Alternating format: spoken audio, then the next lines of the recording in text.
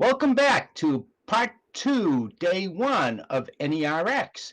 Uh, Great thanks to Chuck for the excellent job he did this afternoon subbing for our illustrious leader, John, who is under the weather. So let's get on with this. We had a great afternoon, and let's talk about what's going on next. Our next presenter has been a railroad enthusiast all his life. His model railroad experiences started with a large Lionel layout when he was young. He switched to HO in his early teens, and outside of some dabbles with two rail O and N scales, and have stayed in HO modeling since. He has been working in the hobby industry since 1981 in either retail, wholesale, or manufacturing, and is currently a senior project designer at Rapido Trains, working from his home office in Connecticut. A friend once told him he was going to buy him two t-shirts, one that said, "Still plays with trains." By the way, I have a t-shirt and a sweatshirt that say that thanks to my wife. And the other, "Still plays with cars." During the warmer months, he spends time working on his 1973 Mustang convertible. That's going to be a scream. Another expensive hobby. And he's current vice president of the Haddam Historical Society. He and his wife Teresa live in a recently renovated and large circa 1890 farmhouse on 2 acres in central Connecticut, along with their two daughters. With that, it is my pleasure to introduce tonight's speaker, Bill Schneider. Bill, take it away. Geez, that guy sounds interesting. I can't wait to hear what he has to say. Oh, hang on a minute. Okay. So I'm going to talk a little bit tonight about my current layout. This is actually not the first.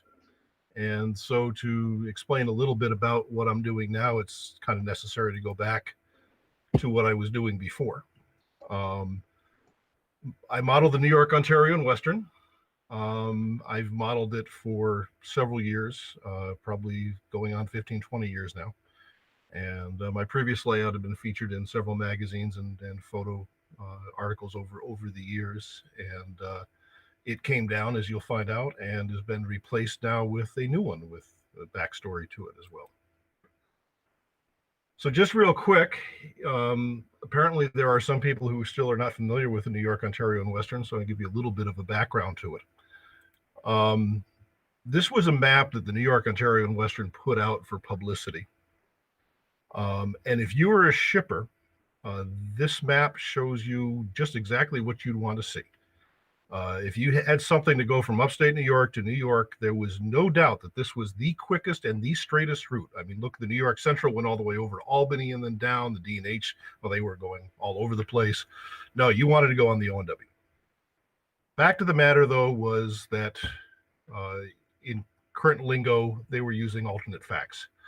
The O&W actually went, as somebody put it, at right angles to the mountains and across every stream and river that it could find, and had this incredibly convoluted route to get from the north of New York State down to Weehawken, New Jersey. So it never really actually made it to New York City. It made it across the river from New York City, and you either had to take the ferry or swim to get across.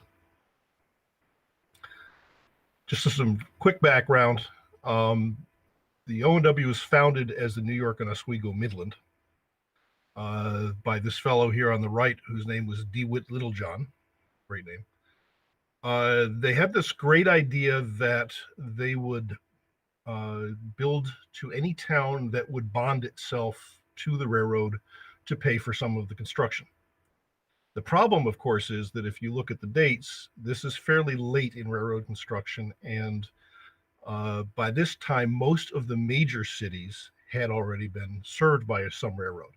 So Syracuse, Albany, all of those cities had railroads, some case multiples, going through them. But towns like Livingston Manor, Roscoe, Walton had nothing. And unfortunately, in some cases, still have nothing. But this defined the route of the O&W as in later years, and led in a lot of ways to the problems it would have later In 1881, the New York, Ontario, and Western became involved with the West Shore Railroad, which was building across the river across the Hudson River from the New York Central line to compete with it. The West Shore went bankrupt. The O&W went bankrupt. There's going to be a trend here. The O&W reorganized. In the 1890s, it had a great idea to go into the anthracite fields near Scranton, Pennsylvania, which it did. That actually worked out very well for it until the 1930s, when the coal fields started to fail, the mines went bankrupt, and the O&W followed it. It went bankrupt in 1937, and it actually never came out of bankruptcy. In the 1940s, they tried, under receivership, they tried to reinvent themselves. They installed CTC. They tried to make themselves a bridge line from the New Haven in Maybrook, New York, to the Lackawanna and Lehigh Valley up in Scranton. That didn't work out. And in 1957, the O&W became the first Class 1 railroad to be completely abandoned. This is a great history for you if you really want to study business.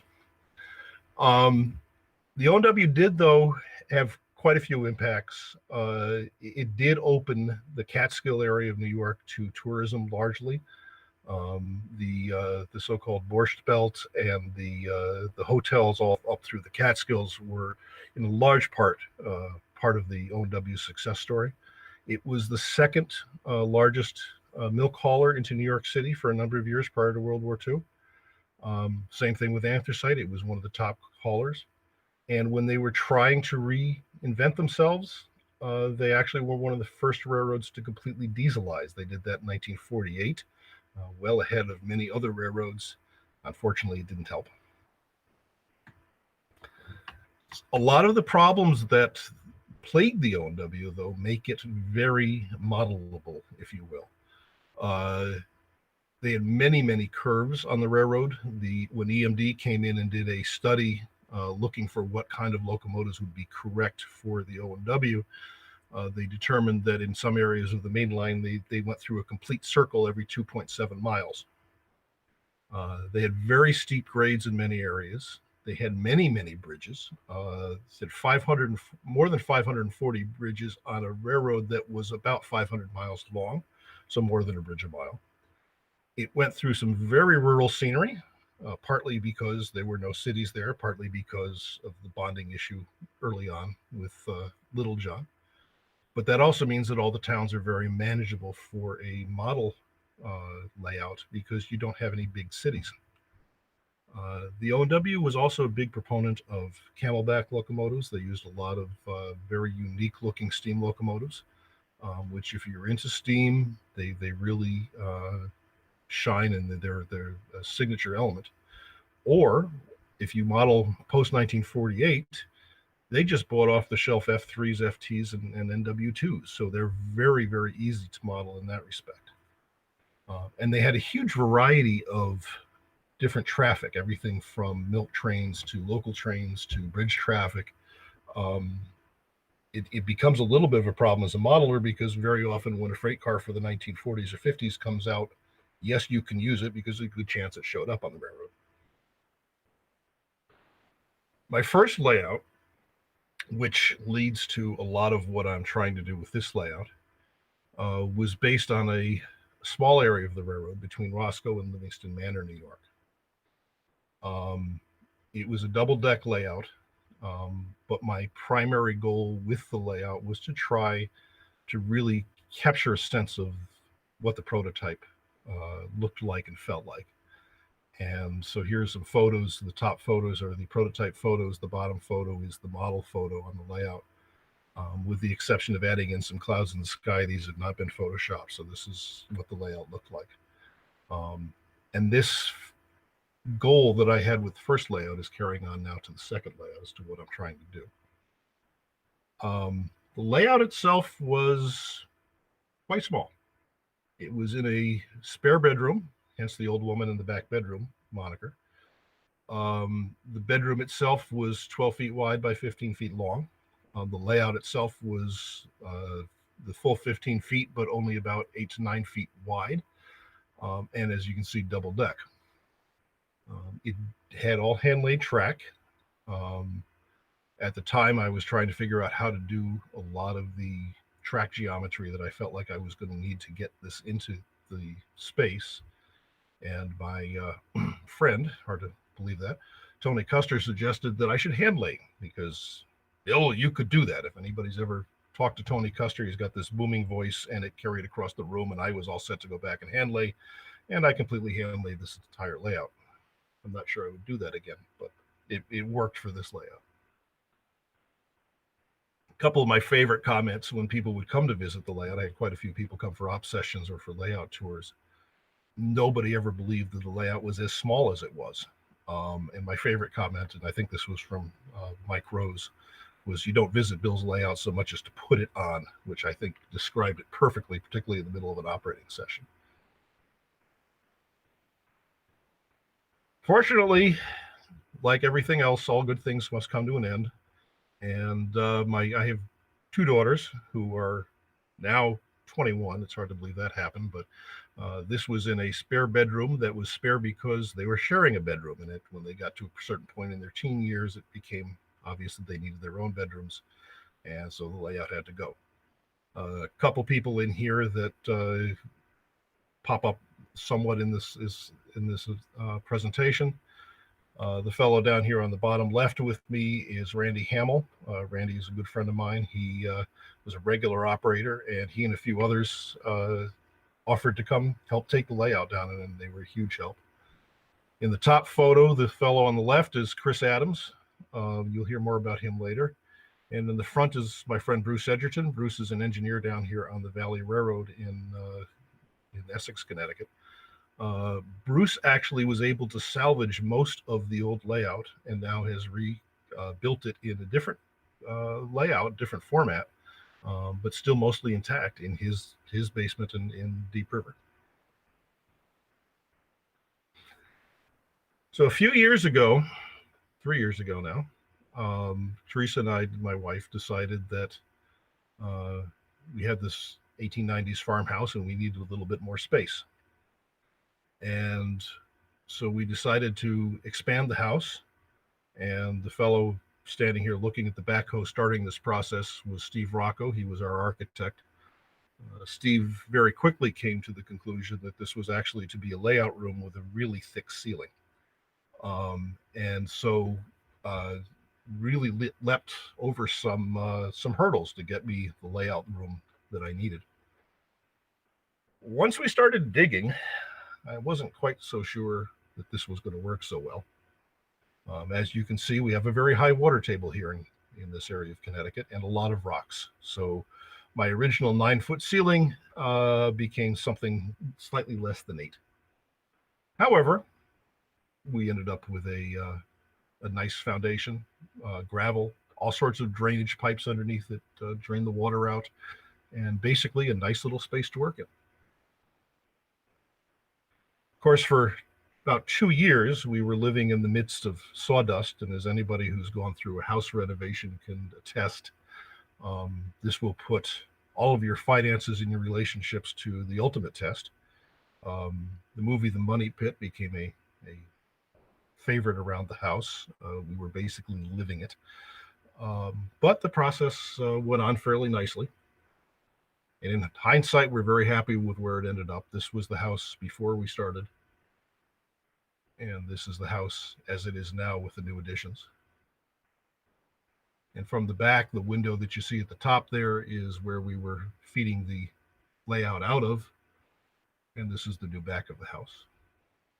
But the most important part, of course, is the layout room, which is down through that red hatch. So what we ended up with is a space that is roughly 32 feet by 18 feet before we put the wallboard and the insulation up.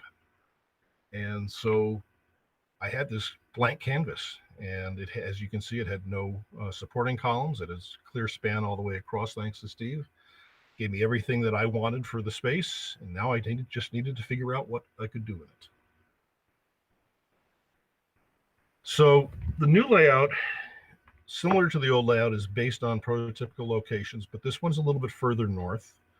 I'm modeling between the towns of Walton and Sydney, New York. and also the branch that went out to Delhi, New York, to some extent. We'll cover that in a minute. You'll see in the middle of the map there between Walton and Sydney, the little gap, that is the Northfield Tunnel, and that will come in very handy a little bit later. The layout itself has a 28-inch minimum radius. I'm trying to keep the grades to about 1.5 to 1.75%, and so far that's worked out. We have both main and branch line operations because of the two areas that we're modeling. I'm doing my best to, again, like I did on the first layout, get the scene to, if not be inch for inch accurate, at least certainly capture the feel of a location.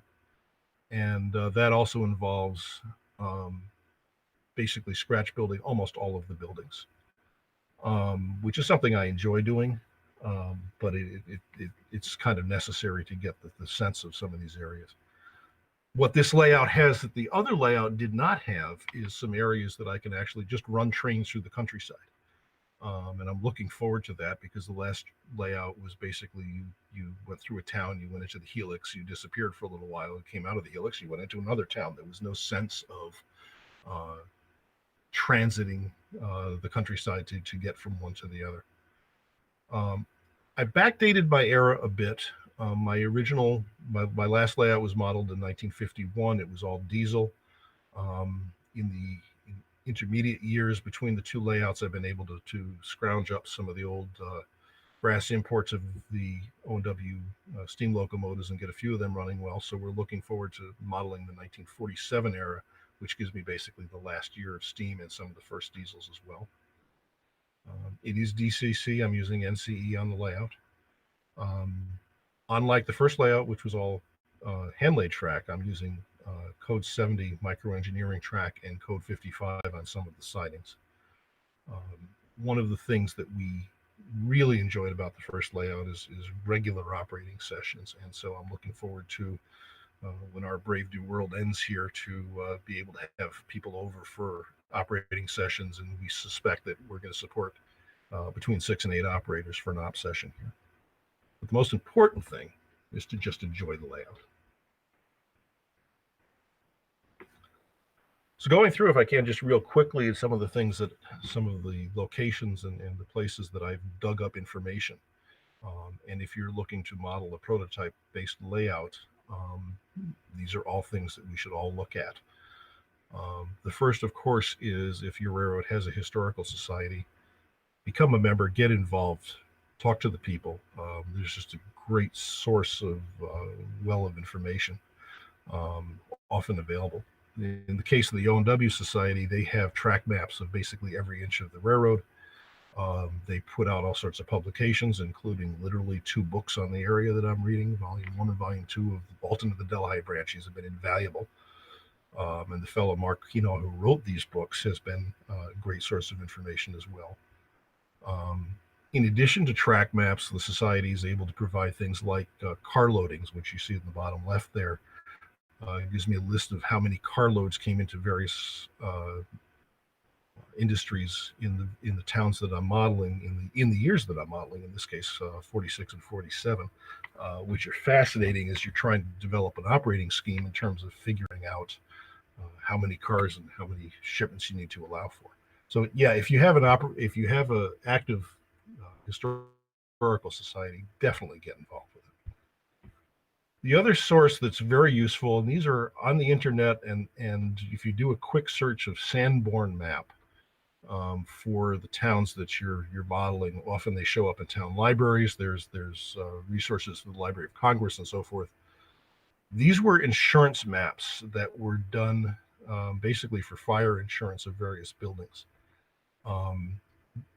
What I found over the years is that their railroad tracks maps aren't necessarily accurate because they were more worried about the buildings and not the infrastructure of the railroad because the railroad was self-insured. However, what they do give you is dimensioned drawings and footprints of buildings. And you'll see little numbers in the corners of many of those footprints, and that's actually the vertical height of that section of the building. So having the footprint, having the height, and having photographs gives you a great start in terms of scratch building uh, buildings if you're trying to model a specific location. And of course, local historical societies. Um, in my case, the Delaware County Historical Society, which has an incredible variety of um, photographs and so forth of the area. Um, and the Maywood Historical Society, we'll talk more about Maywood a little later. They've been a huge help in opening their archives to me to get into find information on their town, which is now part of my layout, in large part because I could find the information so easily.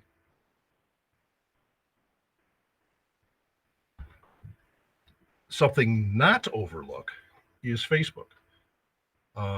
In addition to railroad specific sites, and of course, the railroad, the O&W Society has one. There's my buddy Mal Hauk runs the prototype modeling site for the O&W. I think every town that I've come across has some sort of a local town interest Facebook page. In this case, you've got Sydney, which is one of the towns I'm modeling. There's equivalent sites for Delhi, for Walton, and for other towns, and they have a variety of old photographs that they post on Facebook, and also it's a great way of reaching out to people and looking for information. You know, I'm building a model of such and such a female, and does anybody remember what this looked like? And it's amazing how many people will come out of the woodwork. And eBay. And I'm not suggesting necessarily, don't fault me for this, but I'm not suggesting that you go out and buy everything on eBay. But there's a great way of mining photos and right-clicking to save the image. In this case, the photo at the top left is a color postcard that came out of Delhi just after the railroad was abandoned. If you zoom in really closely, you'll notice the tracks have just been taken up, but you can tell what color all the buildings were. That's invaluable. The photo in the top right is a really nice shot of the Sydney station. We'll see that a little later. And at the bottom is an engine sitting outside the Sydney engine house, or rather ice house behind it. But you can also see on the left there's a little bobber caboose. That's going to be a great addition to the layout, is having that, because they were using that as a yard office at the time. And the final source is Flickr. Flickr is a photo saving sharing site. And Flickr is a wonderful resource for finding period photographs. And there's all sorts of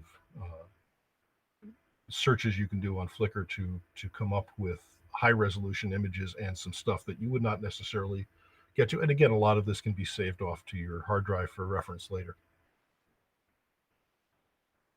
I'm hoping there's at least one Blackadder fan out there. So having put all this information together, it's now time to see what I can do to fill up the space. This is the track plan for the lower deck. You'll see in the top is Delhi, and this is the Delhi branch. We'll talk about that in a moment. And front and center is Walton, New York. Walton was actually a fairly major intermediate city and is one of the focus towns on my layout. You'll also notice on the right-hand side, there's a sign that says roll up desk. That's actually where I'm sitting right now, but we'll talk about that here in a moment. This is the upper deck of the layout. And the upper deck has the focus here is the town of Sydney, New York. Sydney was the interchange with the D and H, and we'll look at that here in a little bit more detail.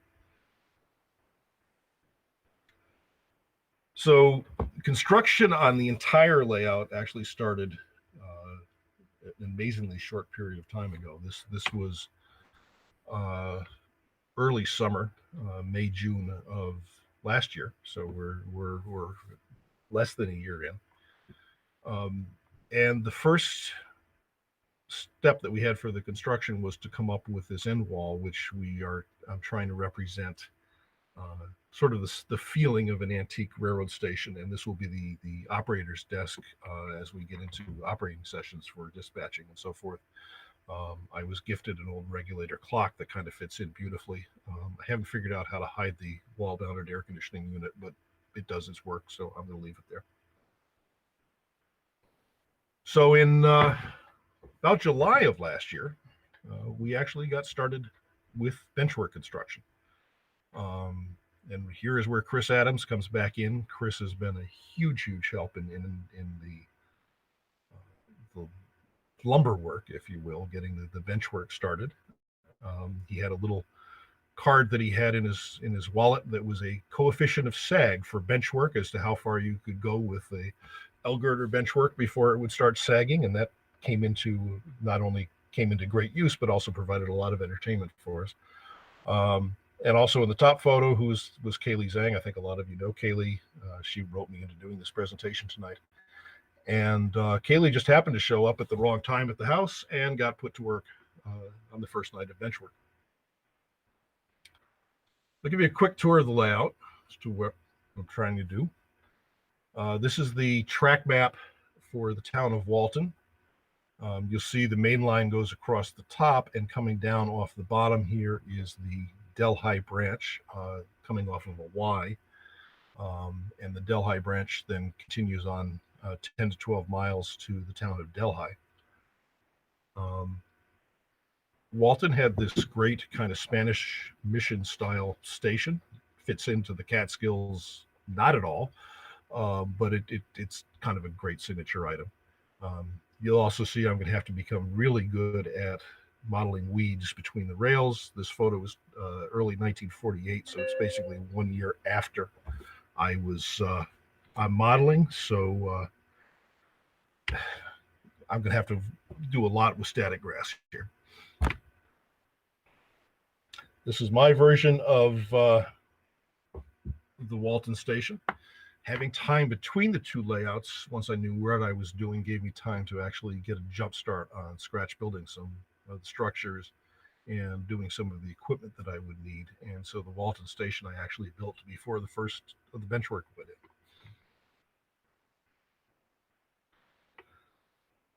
Now, we're talking about the Delhi branch. It came off of Walton. This is a nice aerial photo from the Delhi Historical Society. And the photo in the top right is from the Delaware County Historical Society of the turntable that existed in Delhi.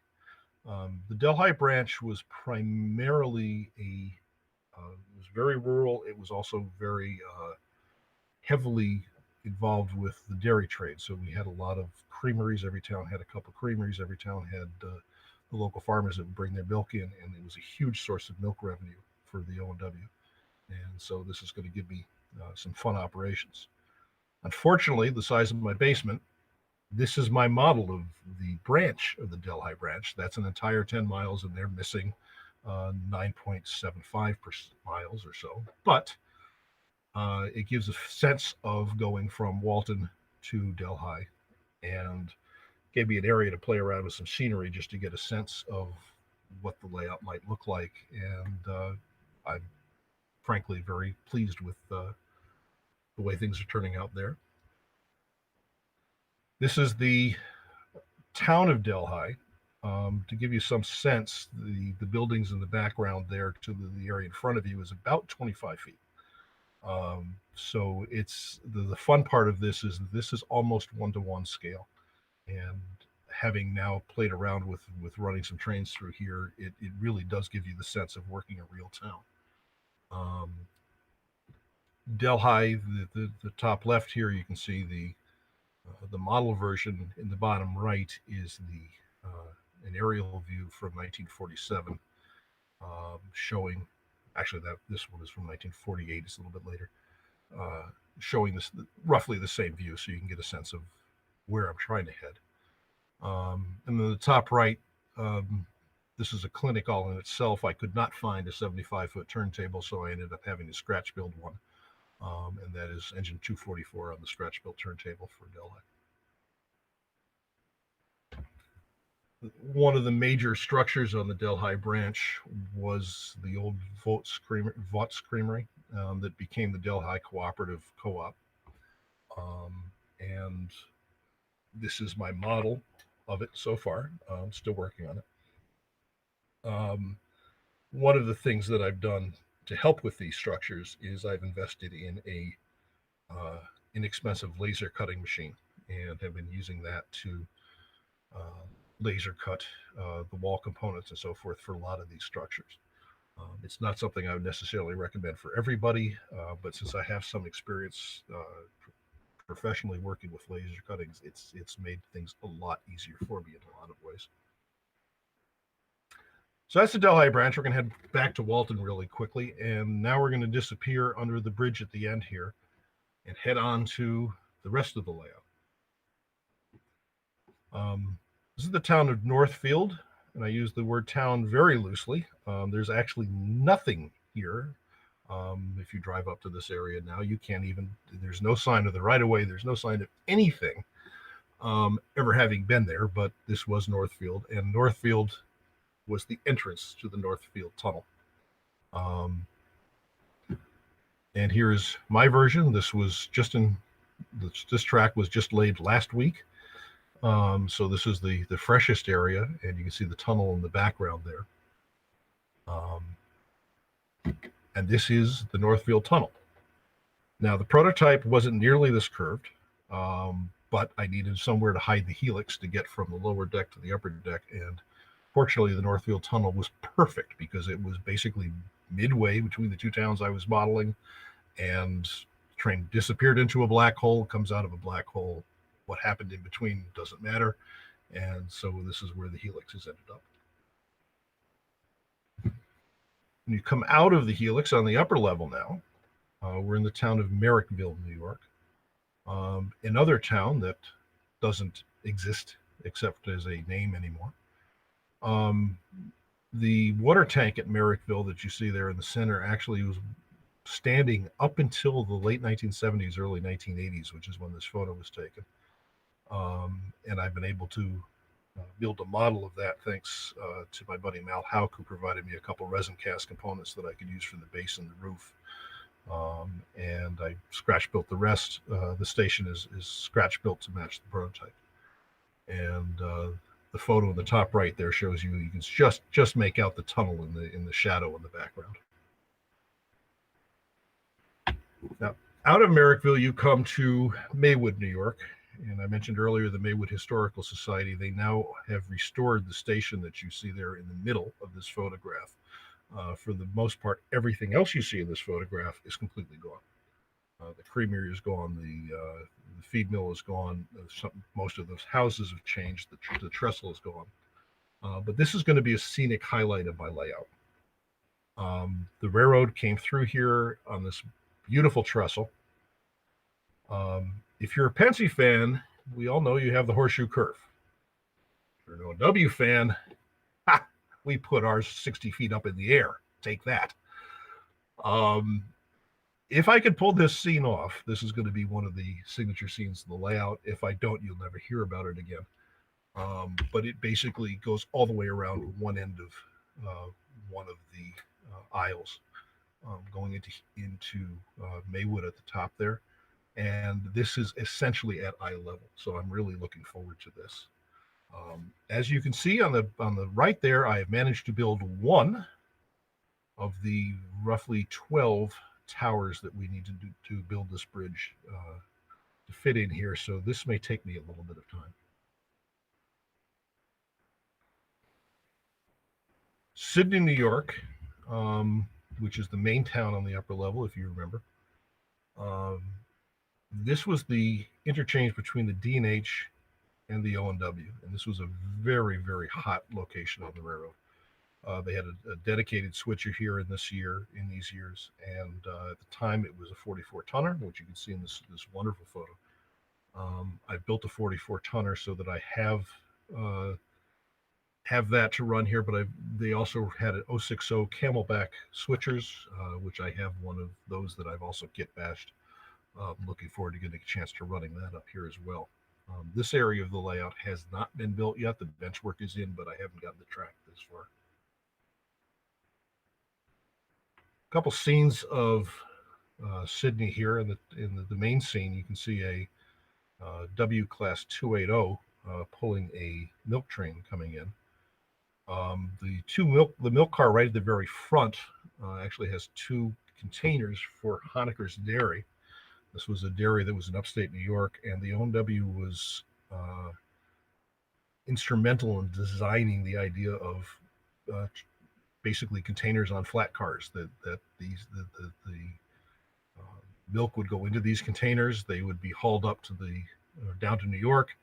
They would be slid onto the back of a truck. They would be delivered to the dairy, and then they would do the reverse and coming back.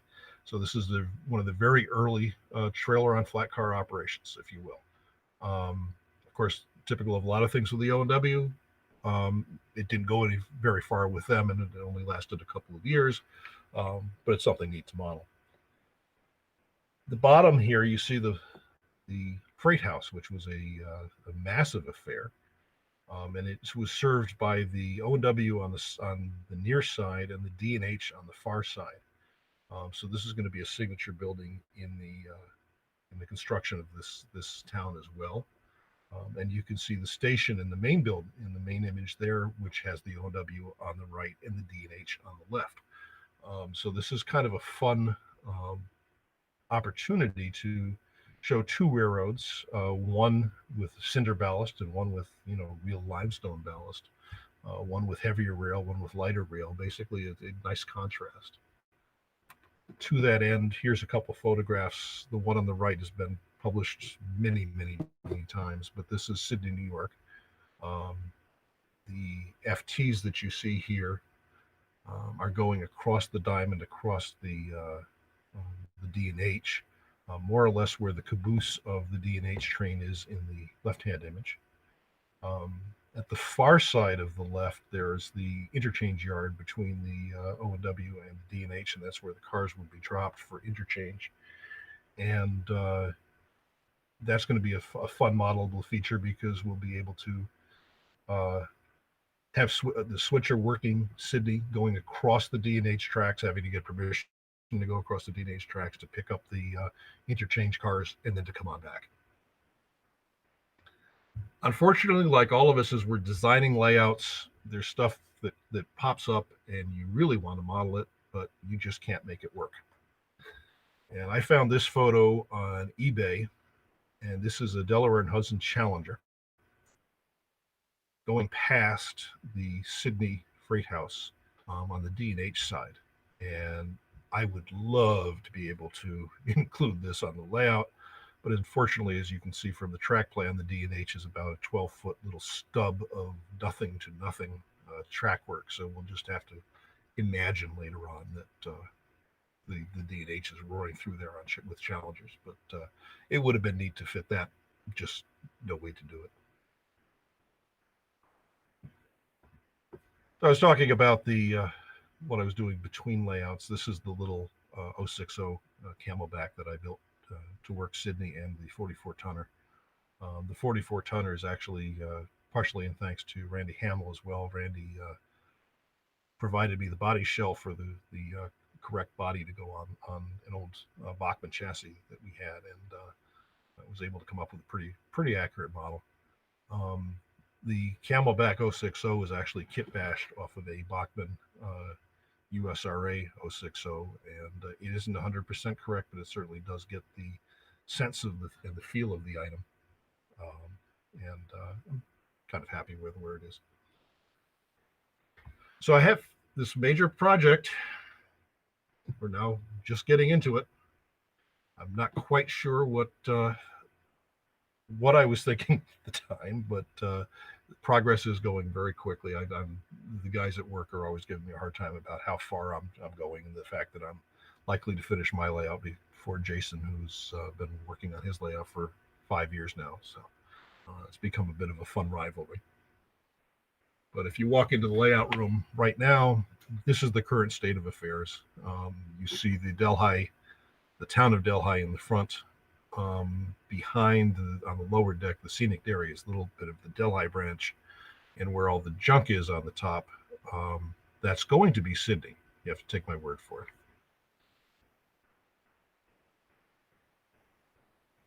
And that is it.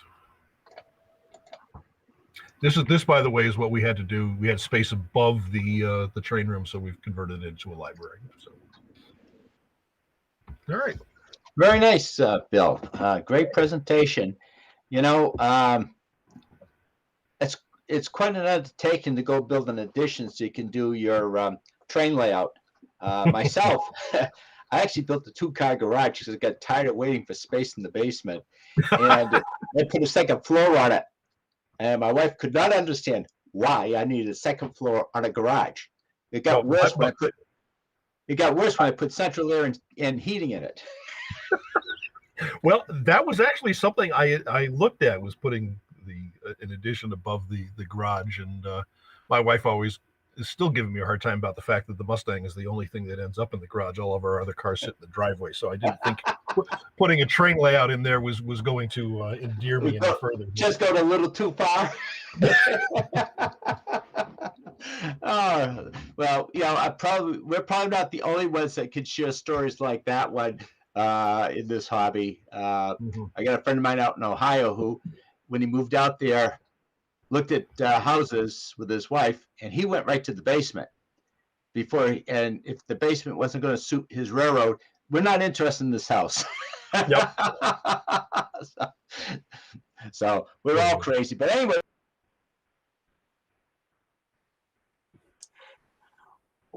Well, we just lost Jerry. I was going to say, he was there. And he's a little trigger happy today. But, we do have some questions. Oh, Jerry's coming back. Yeah, so, I'm sorry. I clicked the wrong button. Not that button. Yeah. You go nuts sometimes with these systems because I'm trying to do all this on one computer. You have the con. Huh? You have the con. I got the con. Okay. So anyway, here's a good question. Is the caged-in bit above the basement door for your cat? Yes. So we have... I have friends that call us the Schneider Petting Zoo. We actually have 7 cats and a dog. But the caged-in area is a catio, which is something that my wife decided she wanted. And after, after convincing her we really needed this train room thing, who was I to argue that we shouldn't have a catio? So yes, it's basically, and the cats love it. They go out and hang out there and watch the squirrels and whatever. Well, that's cool. At least, you do have to do things to keep the missus happy. Otherwise, you could find yourself again, with some difficulty in trying to get your railroad going.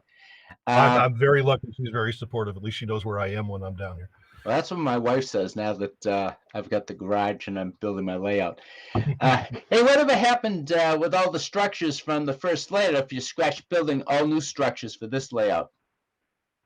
So as I mentioned, the first layout, it come to a point where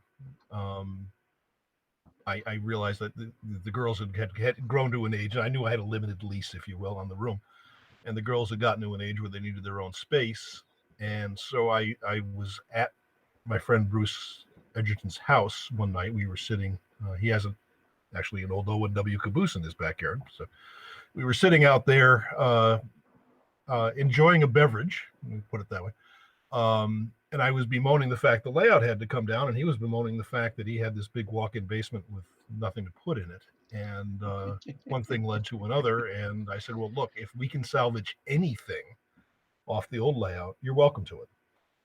And the reality became that I'm using foam construction on both layouts with wood underpinnings. And the thing came out in enough modules, if you will, that Bruce has been able to salvage most of the layout, the structures, and the trestle scene, and most of the other things, and incorporate them into a new layout in his basement, which is great. But it means I have to start buildings from scratch, but I'm modeling a different area anyway, so we would have had to do that. Yeah. Okay. How do you intend to operate the layout? How do I intend to operate it? Yeah. Initially, from what we're looking at so far, it looks like we're going to have a yard crew at Sydney. We'll have a branch line train that works the Delhi branch. We will probably have a local switcher at Walton. At the time period that I'm modeling, they didn't have one. They did pre-war, but I'm just looking at the amount of activity that goes on in Walton and thinking we probably need one. And then beyond that, there'll be 5 or 6 mainline trains that go through, from milk trains to through freights and so forth. That will have some through crews on them. So we're looking at probably being able to keep 6 to 8 people fairly busy for a while. Oh. Yeah. That sounds good. So anyway, Well, it leads us. The other, I'm go sorry. ahead. The other fun part about this area is that it didn't change much. So from just immediately pre-war, say 37 to 38, up until 1947, 48, when I'm modeling, not much changed except 1 or 2 small buildings that most people wouldn't know. So it does give me the flexibility, if I want to, of operating sort of different areas and different groups of equipment over the years. So we'll see how that shakes out as well. Sounds good. At the rate at which you're building things right now, and I understand you're probably going to be finished before Jason gets his finished. No, because I've been warned that if I have my first op session before Jason, that I'm fired. So if anybody ever sees in the news that Bill Schneider's left Rapido, you know what happened. Anyway.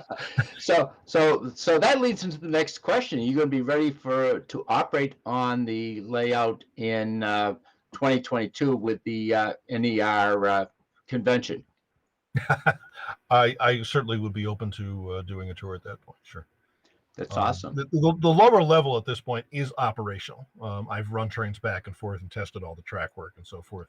Obviously, the upper deck doesn't exist in most sense so far, but we have enough that we could actually start running if people could come over. So, well, it doesn't hurt to run it, to test it and get the bugs out. you need to do that. It's amazing what you find. Oh God, yes, yeah. No, I found that out as I built my hidden stage into my garage layout, and everything was fine. I didn't do anything with running trains on it for a couple of weeks, and all of a sudden I had engines derailing. I said, "What the hell happened?" Mm-hmm. Yeah, it's amazing how the environment can cause things to go whoops. So you're always tweaking. Anyway, let's see. What brand is inexpensive laser cut? So the laser cutting machine that I've got, it's a Chinese-made machine. You'll see them listed on eBay or Amazon, and broadly speaking, they're called K40s. It's one of these that there's a whole bunch of people that make these things. They're about a 40-watt laser. They're fairly inexpensive, but and by fairly expensive, I mean typically under $400. Yeah. And when you're starting to look at building 40 or 50 buildings, suddenly $400 doesn't sound like too bad a deal if you can do all of your own walls and windows and so forth. There's a little bit of a learning curve. My previous job before Rapido was with branch line trains, and I played around with the lasers they had there for a long time. But there is a little bit of a learning curve in terms of design and so forth. But I'm using it primarily as a tool, like a table saw or anything else, in terms of cutting out walls and that type of thing. I'm not trying to engineer a kit to resell to anybody, and I'm not trying to do production work. But for one-off stuff, it works very well. Yeah, that's as cool. I said, there's a variety of manufacturers out there. There's also and they're all called the K40, and there's Facebook groups and chat groups and so forth online that are a great source for tips and techniques. So, right. Yeah, it's amazing what you can find online when you're trying to do things. I know people have got into 3D printing, and same thing. You buy inexpensive printers from China, and then you're modifying the units. So by the time you get through with a $300 printer, by the time you get through modifying, you're up to about $6. That's a rabbit hole that you could go down with the K40 as well. But no, I haven't gotten into 3D printing yet. I've got my hands full with what I got. 3D printing is another learning experience, that's for sure. What length of static dress are you using between the rails? Any interference issues with car axles? It's not that tall. So and this is actually an area that I'm experimenting with, because as you saw in that one photo that I showed, there's a lot of weed grown tracks. So right now I'm sticking to like up between 2 and 4 mil, typically blended together. But I think you could probably go more than that. And in terms of interference with car axles, the amount of resistance that a little piece of static grass is going to cause on the car axle, I can't imagine being too big an issue, as long as you keep it out of the flangeways, obviously. Right, exactly. Yeah, if, get things in the flange. I mean, look what the ballast does in the flangeway. Yeah. And a last perfectly good set of track work ballast. Yeah. So last one is the layout inspired by Randy's plan or vice versa? I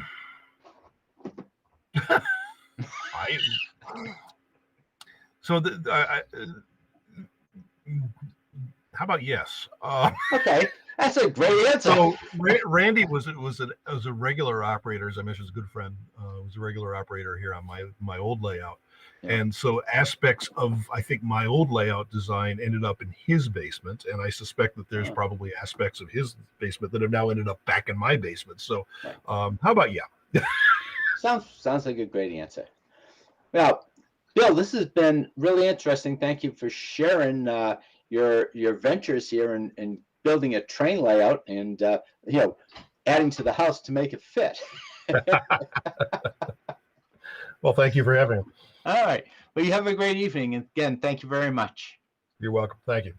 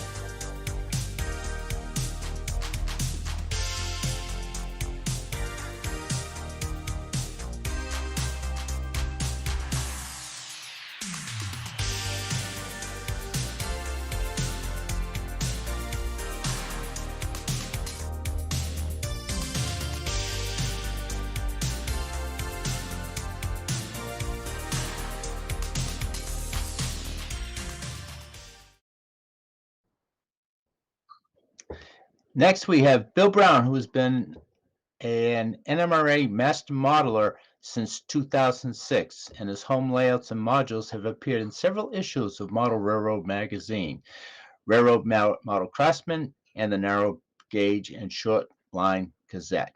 Bill is a past division superintendent, is the national contest chair for the NMRA National Conventions, and has been an achievement program chair for the Northeastern region for the past 8 years. Bill's models have won several modeling awards over the years, including the Gold Award for Best of Show at the Detroit National Convention, and had numerous photos win awards, including the Best of Show at a national convention in Cleveland. Bill has given clinics at several national region and division conventions.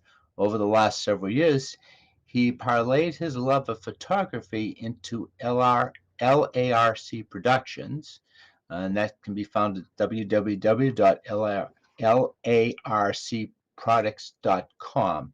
It's a small business that provides backdrops and graphics worldwide. With that, let's get on with the video.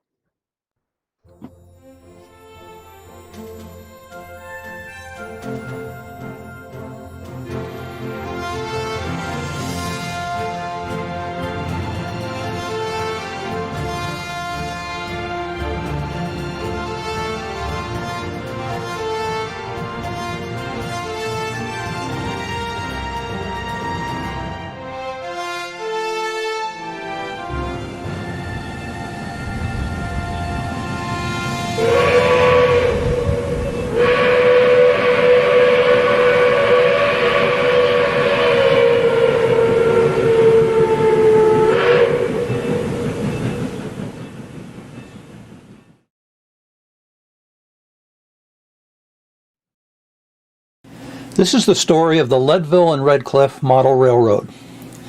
Construction on the LARC began in the year 2010. It occupies an area of approximately 2,000 square feet, with about half of the benchwork being double-decked, with each of the two decks operated as separate model railroads.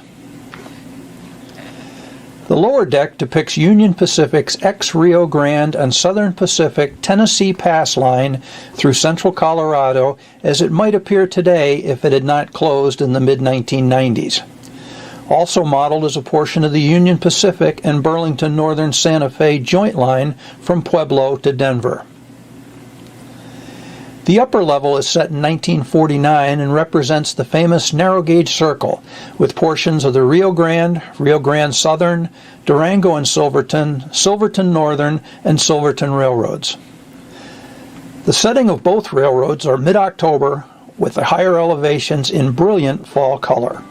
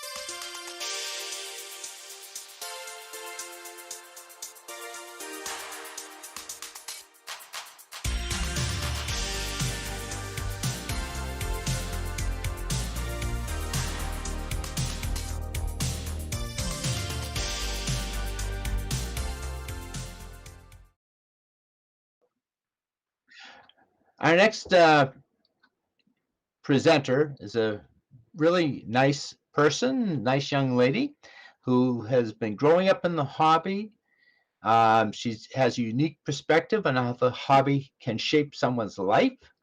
She is a graduate student at Roger Williams University studying architecture. In the summer, when not working for an architecture firm, she's a trainman trainee at the Conway Scenic Railroad. It is my great pleasure to introduce Brenna Whitney. You're up, Brenna. We are. So, hello everyone. My name is Brenna Whitney. I am 22 years old and I play with trains. These two photos are about 12 to 14 years apart and express how model railroading can shape someone's life. On the left, I am hanging out of the climax at Clark's Trading Post, and to the right, I'm bringing the steam engine at Conway State Railroad into the station to be coupled onto the Valley train. Railroading has never left me. I have been incredibly lucky throughout my life to have the support of a variety of people, with the most important being my parents, grandparents, Bruce Robinson, the Lambs, and the Bollingers. But there are plenty of children who do not have the support they need to stay in the hobby. My goal of this discussion is to show how model railroading shapes a child's life and the importance of support by adults. I started out young, like nearly any kid in trains. I'm 3 to 5 in most of these pictures. It was around this time that I got my first Thomas the Tank Engine, like most children in my generation. We had family vacations and camping trips organized around where the nearest active train station was. The most common places we visited throughout my childhood were Clark's Trading Post, Essex Steam Train, Down East Scenic Railroad, Wiscasset Waterville and Farmington Railway Museum, Seashore Trolley Museum, Conway Scenic Railroad, Hobo Railroad, and the Strasburg Railroad. In fact, it was me who got my family involved in railroading. My parents and grandparents had always been interested, but it became a family hobby that we all did together. And these just show how I've aged. From Thomas in the middle there to learning how the dispatch panel works on the bottom left to operating the dispatch panel on the top left. That was my last operating session before I sent my paperwork in for Chief Dispatcher's AP certificate, which I received in February of 2020. Then on the right is me holding my bachelor's in architecture diploma that I received in May of 2020. Woot woot, class of 2020. Much of the success has been due to people like Bruce Robinson, the Lambs, the Bollingers, and most importantly, my family. One of the most important pieces in my journey has been through the 10 years I was a member of the Youth in Model Railroading. The first chapter was started out in Colorado, and the second chapter was started by Kim and Steve Lamb out of their hometown of Lowell, Massachusetts. We discovered them at the Greenberg Toy and Train Show in Wilmington, Mass. When I was 8 years old. I joined on the spot and became the first girl to join the club, which was just a year old at the time. Within a year of joining the YMR, I had started my collection of HO scale trains, which now takes up my parents' basement. And I had a 2x4 foot module. My dad built the frame, my mom and my grandmother helped me design the theme, a farm, and with a little help, I did the scenery. For the next 10 years, my family and I traveled to train shows, including the Hub Division show in Marlborough, the Greenberg Toy and Train Show, and of course the Big E in Springfield, as well as monthly trips to Lowell where the club meetings were held. These pictures are from my last ever train show as a member of the YMR with most of the people I have grown up with. One of the misconceptions out there about how to help kids continue their interest in the hobby is through big gestures. While big gestures help, sometimes it's the little things that count. This is a photo of myself in 2008 at age 10 with Kim and Steve Lamb. Founding the Lowell chapter of YMR wasn't a small gesture, but it provided a place for us kids to gather and express our love of trains. We had meetings discussing railroad safety, modeling cars and buildings, module workshops, and we even built an O-scale layout to bring to train shows for other kids to run. The summer between my freshman and sophomore year of high school, I worked for Steve at his layout construction business for a few weeks. I mostly worked on structures. At one point, though, I was waiting for some things to dry before I could continue, and one of Steve's employees showed me how to properly do ballast. I was watching what he was doing, and instead of ignoring me and continuing his work, he took the time to show me how to make ballast look more realistic without the blotchy glue spots that were evident in my own module. One small gesture that has had implications throughout my life was while visiting Dick Elwell's layout. The whole Weimar group was invited to a world-class layout where we got to explore. Mr. Elwell explained how operations work, what sort of period he was modeling, and so on.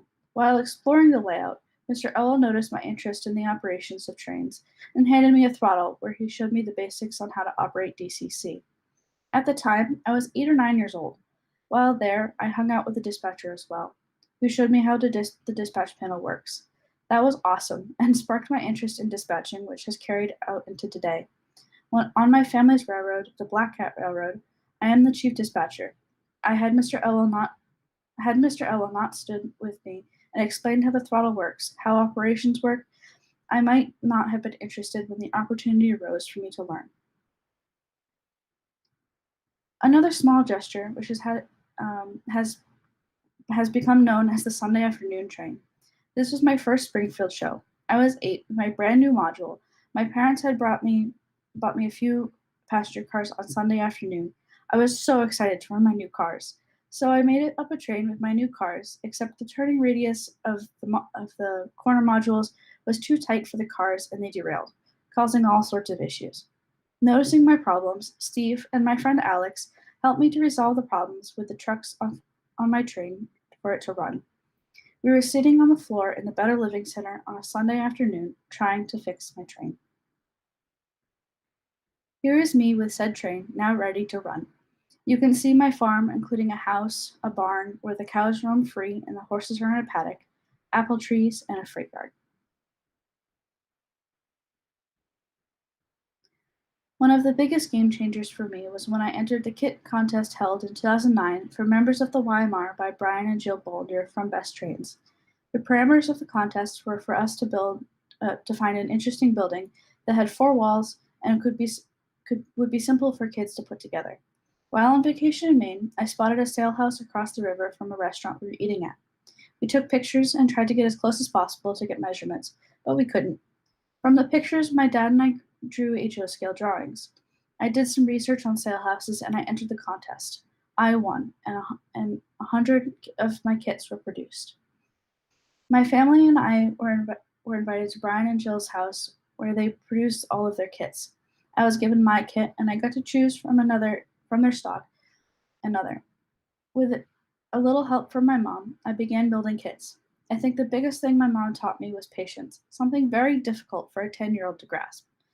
I eventually figured it out. It did take several years, though. I also sat at Brian and Jill's Springfield table the year after I won, working on my kit. When Jill could, she would give me guidance on how to put the shingles on the roof. Notice in these 2 pictures, I seem to be in the same place. That is because she would make me redo rows if they weren't straight. After that first year, I would sit at their table and build their kits for people to see how they went together.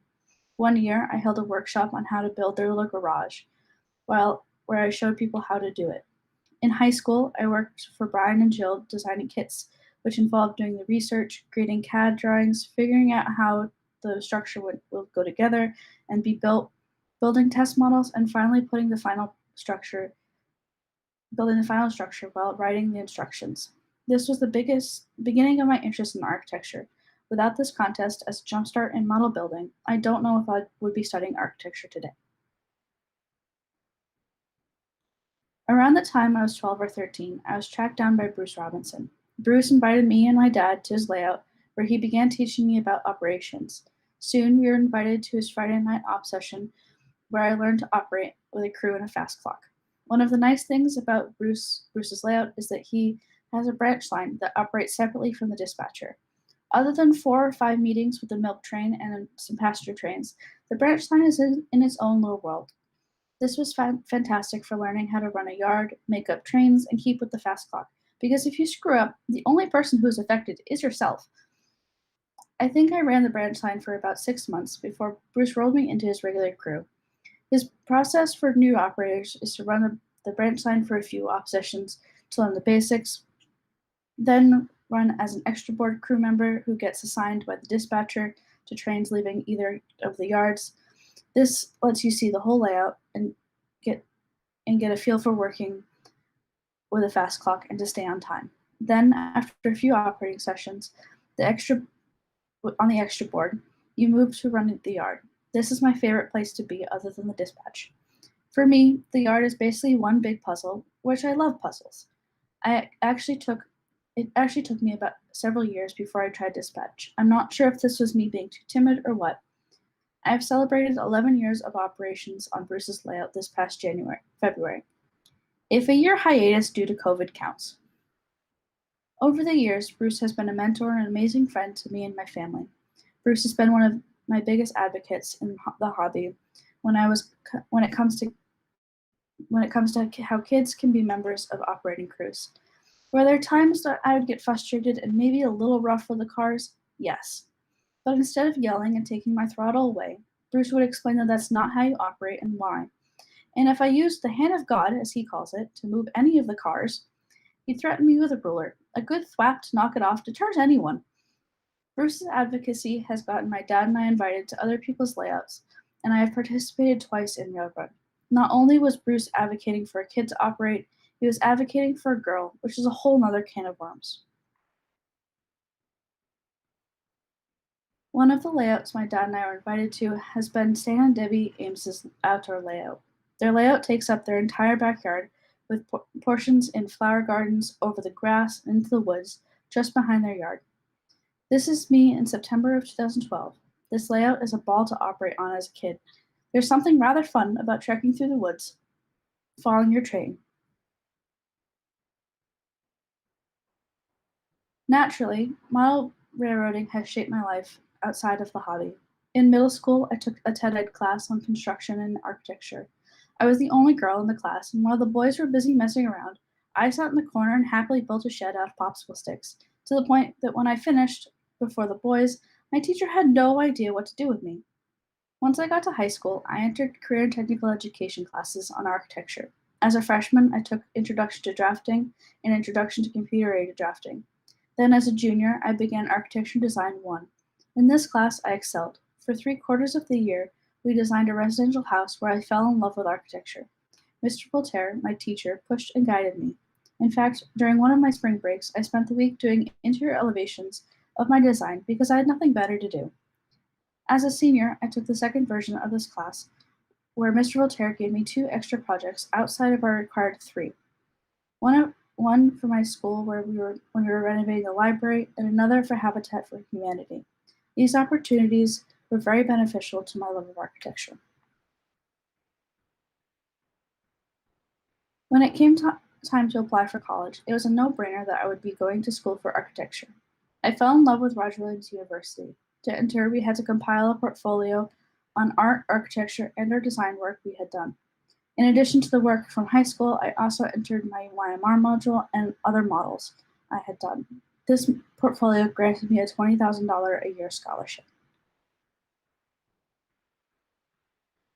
For me, architecture and model railroading go hand in hand. This is a restaurant I designed as a sophomore. Part of the requirements was to complete 2 highly detailed models. The first model of the site and building was built at 1/8 of an inch is equal to a foot. The photos are of this model, and it took me about a week to construct. The second model we had to build was a sliver of the building and site built at 1/2 of an inch is equal to a foot. This model took me about 2 weeks to build.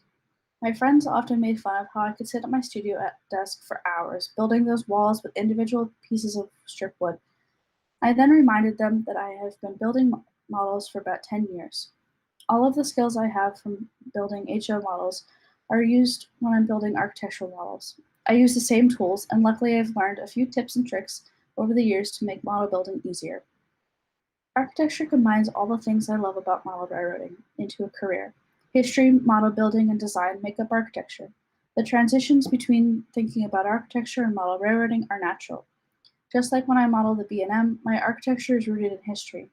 The process of designing begins with looking at precedents and placing the new design into its historical context. Although school has limited the amount of time I have to model, I still find the time during my summers. This is my hub module I built in 2018, and I used it to achieve my Golden Spike Award. 3 of the 5 structures I built from scratch, because why not? Also, college doesn't leave you with a lot of extra cash. and I had the extra materials. Now, this by far is the best story I have because this was fulfilling a lifelong dream. In March of 2019, my mom, dad, and I attended the Hub Division Spring Training Day in Worcester. This was a fun day of listening to people's clinics, and we attended the banquet afterwards. The guest speaker was Dave Swerk, the new owner of the Comiskey Railroad. He gave a fabulous presentation on his life in while railroading and railroading, and at the end, he began speaking about how needing to keep kids involved in the hobby. There was another boy in the audience who had been helping Dave flip through his slides, and Dave was asking him questions about being in the hobby. My mom, being my mom, got Dave's attention and pointed at me. Dave then asked for my story, so I gave him the 5-minute rundown of my life and trains. After he was finished, the first words out of his mouth were, "Do you want a job?" in a room of 40 people. Shocked, I asked, "For the railroad?" And he replied, "Yes." After he was done, we talked a bit and he handed me his card, telling me to send him an email and he'll connect me to the right people to start working in the summer. I will tell you, that trip back to New Hampshire, I was on cloud 9. I sent Dave an email the next day. He sent me the application information, and I actually had to email back asking what position I was applying for because I had no idea. He replied train crew. Still wasn't 100% sure what that entailed, but I didn't care as I was going to work for the railroad.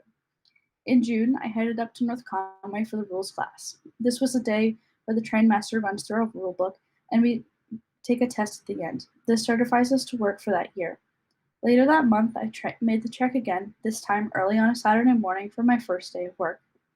I showed up around 7:30 a.m., head into the office and asked where am I supposed to go. One person assumed I was waiting staff, but luckily the manager on duty recognized my name and brought me to meet my conductor Kinsey and my trainman who would be training me, Adam. My first day was also trains, planes, and automobiles, so it was a very busy day. That first day, I followed Adam around and got a feel for how the Valley train works. I found out later that day that he had been certified as a trainman the week before, and this was his first official shift. The first day was exhausting, but so much fun. I can't express how much fun it is. The next day, I went to work again. This time, I was doing a bit more hands-on things and not just watching. Over the summer, I was working about every other weekend. I would drive up Friday night after work and work Saturday and Sunday, then head back home Sunday night. My official title is trainman trainee, where we are basically the assistant conductors. I wasn't certified as a trainman. My last day was while my boss was on vacation. Otherwise, I would have been certified. The pictures are from when my family rode the train in July while I was on duty. The most meaningful pictures my mom took were the ones of my grandfather yelling, "Way to go, Brenna!" as I passed by the train in a cab of 7470. Still, one of the best perks of working with steam engine. And the second picture of him turning to look back at my mother with a proud face. Mind you, one of the pictures I showed you, all of me, was on the back of a caboose at age 3. That picture was from my trip to Strasbourg that my grandparents took me on. So now my summers consist of a 9 to 5 working in an architecture firm during the week, and while I'm not recuperating from a reconstructive ACL surgery from a skiing accident, I spend the weekends fulfilling my dream of working on the railroad. One of the best parts about my job at Conway is seeing little kids get so excited to ride the train, just like I was at their age. Even better was the day I was clipping tickets and I got to a pair of grandparents and their 2 grandchildren. The little girl was glued to the window, desperately trying to see the engine, and her brother, on the other hand, was rather bored. I asked her if she liked trains. She nodded timidly. I handed her her ticket and told her that someday she could be where I am, working for the railroad. Her whole face lit up. Girls can do anything they set their minds to, just like boys. My love of model railroading has never wavered. To this day, I feel the same jitters I felt as a young girl when I hear the whistle of a steam engine. Trying to tramp down those feelings when you're watching Conway Scenic's 7470 come into the station when you're supposed to be working is a very difficult thing to do. I am forever thankful to everyone who has been and will be involved in my journey as a model railroader. The secret to keeping this hobby alive is through the mentorship and guidance of children who express their interest. And most of the time, it does not need to be grand gestures. Those kids who come bounding into your basement, ready to play with trains, need guidance and teaching about the hobby. It could be Mr. Elwell handing me a throttle at 8 years old, or the gentleman who showed me how the dispatch panel works. My dad and I have been working on our own railroad for several years. Trying to wind the entirety of the mountain division of the B&M into our tiny basement has been very difficult. I'll give you all updates when we figure it out. It's been 2 years. But be rest assured that when we do get it built and operational, there will always be a throttle for kids. Because in truth, a little girl's dream can still come true. Thank you.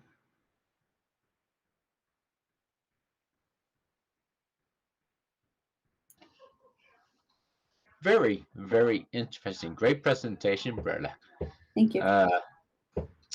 You know, you are an inspiration for young people, especially girls, to get into this hobby. It's hard enough to try to get young boys to get interested in staying in it, but it's more difficult to get young ladies who have an interest. I know my two granddaughters are just down in Maryland, and the two of them just love trains. So I wish they didn't live so far away, but they're always asking, can we come up and see your layout? Can we help? Can we do things? Trust me, those days are coming. But anyway, we have a couple of questions. Why do you think there are not more young members and or women in the hobby? I mean, there's a lot of reasons. I think that there is the stigma that kids will destroy your models, and I know how hard people work on their layouts. I'm one of those people that spends hours and hours and hours working on my models. But you have to teach kids how to play with the trains. That going fast around a corner isn't the best idea. And little things can deter children. It's not hard. And I know in my own childhood, there are plenty of times where I felt defeated going to people's houses and seeing their layouts. And unfortunately, for kids who don't have the same support network that I did, it's very easy for them to lose interest in the hobby. And there is the other factor of that, kids naturally lose interest in things, and that I don't think can necessarily be helped. But your attitude towards children can definitely be fixed. And that is the most important thing for keeping children involved in the hobby. As a young person, this is a question I have. It's not on my list of questions. As a younger person, with all the technology challenges that you have out there and all the great things you have available to you in terms of computers and everything else, do you see that DCC and the sound and everything else that you can do with the electronics in the hobby, do you think it can do something to try to entice more younger people to get involved? Definitely. Okay. I showed you a picture where I'm staring at my train. I bought that in Springfield, and that was actually from last year. And I remember walking over to the DCC guys to get sound for my engine, and sitting there and listening to the different sounds I can put into it, and getting so excited because this little model that I'm holding can have the sound of an actual engine. And I know my favorite thing is listening to sound on engines. So definitely. Yeah, I've noticed that when I let kids operate trains on the hub layout at shows.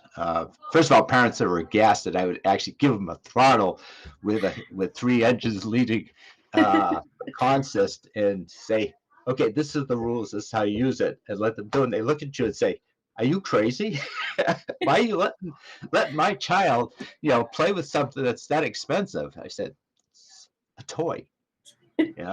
And you got to bring it down to the perspective of what it really is. And but you're right. I think teaching them how to do things is the important thing to do. Yeah. Next question is, what do you think we should be doing to attract more interest in the hobby by younger generations and women? Um, Women, the young girl side is just ensuring that you're. It's a lot of what you say. I mean, I've been to train shows where I was walking around with my little brother, um, and I was looking at a really nice engine. And my parents had actually told me that day that I was allowed to find a new engine if I wanted one. And my brother was looking at his own stuff, and um, the the vendor walked up to me and said, "Oh, the dolls are in the next aisle." Really? And I remember looking at him and scoffing. And I was probably too young to say something. I think I would have said definitely would have said something if it happened today. Um, but sort of little things like that. That it's not always the brothers that are interested in trains. I know my brother had his own stint of interest in trains, but he could care less now. Yeah, I know. Um, you've met my brother; he could care less. Um, and I also I also just think that, you know, keeping them involved, letting them play with the train. Thomas was the gateway drug, Right. if you'll take it that way. We also had a Lionel train that was an O scale that was one of my parents, that we would drag out and play with that. Um, I mean, it doesn't take much to spark a kid's interest. Okay. Another quick question. Are you into video games like many of this gentleman's grandchildren? They don't seem to care much for trains. Uh, Not really. I'm not really interested in video games. The only one that I play is Minecraft, um, and that's because I get to build stuff. So all the reasons I do model railroading and I study architecture, I like Minecraft because I get to build stuff. Um, that is the big question: is how to get kids involved with trades when they're involved with video games, and I don't have an answer for that. Yeah. I really don't. Well, actually, my 6-year-old granddaughter visit, she gets very interested in Train Simulator. Yeah, She loves being the engineer. yeah. And she is into the iPad and all that good stuff. So yeah, that's a good vehicle, I think, to keep their interest up. Your thoughts? Yeah, that one I played that when I was younger, and that was always fun because you could sit in the cabin and you had an actual throttle. Right. Um, I would get impatient. I wouldn't ever usually make my own layouts, so I usually just did the ones that they had. And the other cool thing about Train Simulator is that you get to see engines and stuff that's not from the U.S. Right. I remember there's the Australia layout. There's I think a UK one, Mhm. one from Germany. So that's Yep. pretty cool. That you get to see. Trains aren't just here in the United States. They're everywhere. Um, and I think I'd rather played with those because I didn't have those trains. I had US ones, so I would play with the foreign ones. Here's a question I probably know the answer to, but I'll let you answer it. As a younger member of the community, are you involved in any online model railroad groups? Um, Not really at the moment. I'm sort of really busy with school. I have about a year left. Um, so not entirely. I'm always open to answering questions and stuff like that online, but not at the moment. No. Yeah. Okay. Um, is it worth setting up mentorships? Do you think this would be good? Yes. Yes. I know one of the other things that we did as part of the YMR is that we usually had at least once or twice a year we would do a layout tour. One year we went to Bruce's, and he let us do op sessions. We had like a couple like 1 hour sessions where he would help the kids learn how to operate and stuff like that. I was at the dispatch panel because I knew the layout enough. And then, I mean, we've been to Santa Debbie Ames's, the outdoor layout. That was a Mhm. ball. same thing where they would help us and figure out how operations work, what sort of cars you want to grab, stuff like that. Those sorts of things definitely. Also, if you know that a kid is interested in trains and you have your own layout, invite them over to your op sessions. Mhm. Invite them over on a Saturday afternoon and show them how switching and operations work. Right. Okay, one quick question, even though we're running a little over time here. What's your favorite part of the hobby? My favorite part of the hobby? Oh boy. I have to say it's the people. Awesome. It's going to these different things and seeing people from all sorts of different backgrounds, and hearing their stories. And we're all massive nerds and we love playing with trains, so it's the one common ground between us. True. Well, Brenna, thank you very much for your presentation tonight and for sharing your thoughts. It's been a hoot for me to be your host tonight. So you take care of yourself, continue studying hard, and have your boyfriend there help your father get this 3D printer working smoothly. I will. Thank you. Take care.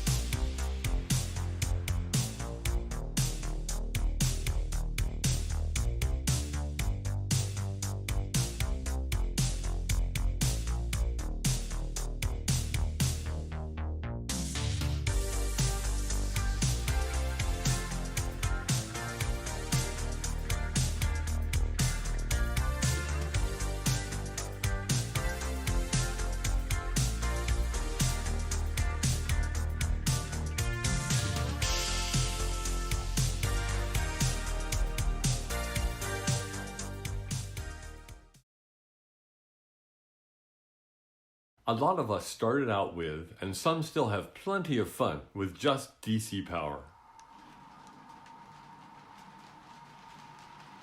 I was an early adopter of DCC, as I had been looking for a way to get good sound from my steamers, and it was awesome to be able to control that sound.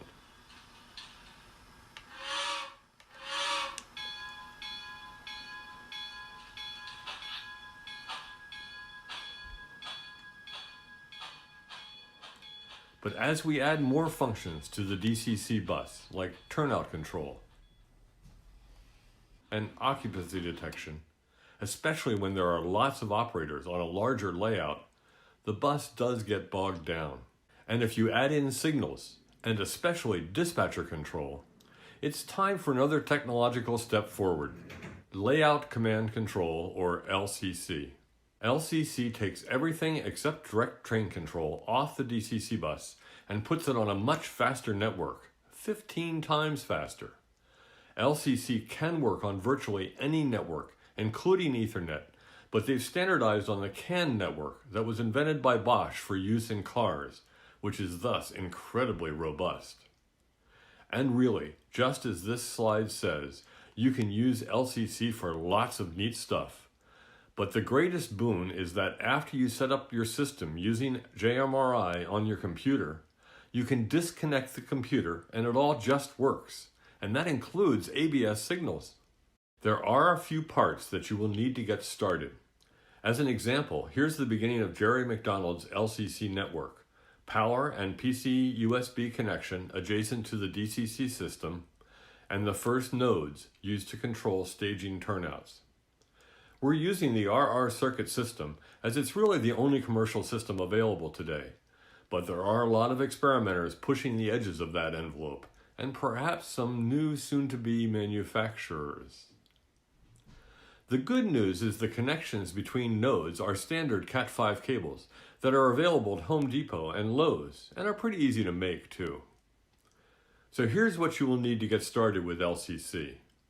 Your network will need power. Here's the RR Circuit's LCC power point. And to connect your PC to the LCC network, here's the LCC buffer USB. And then there are the nodes.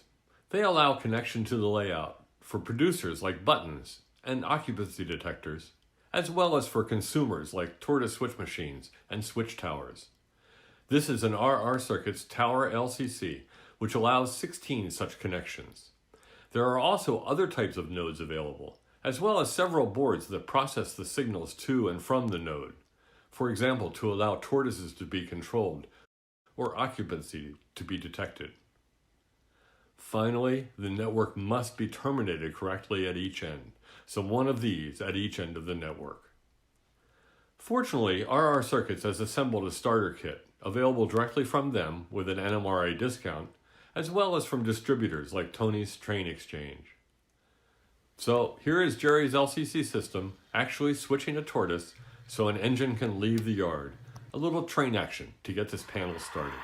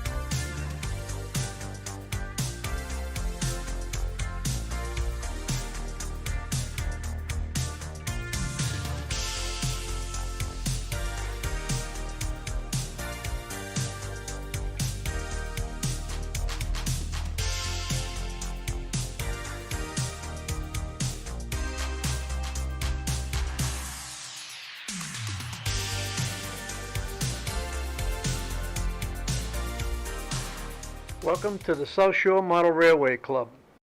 Established in 1938 by a small group of guys in Quincy, Mass., they moved the layout from garage to garage several times in the following years.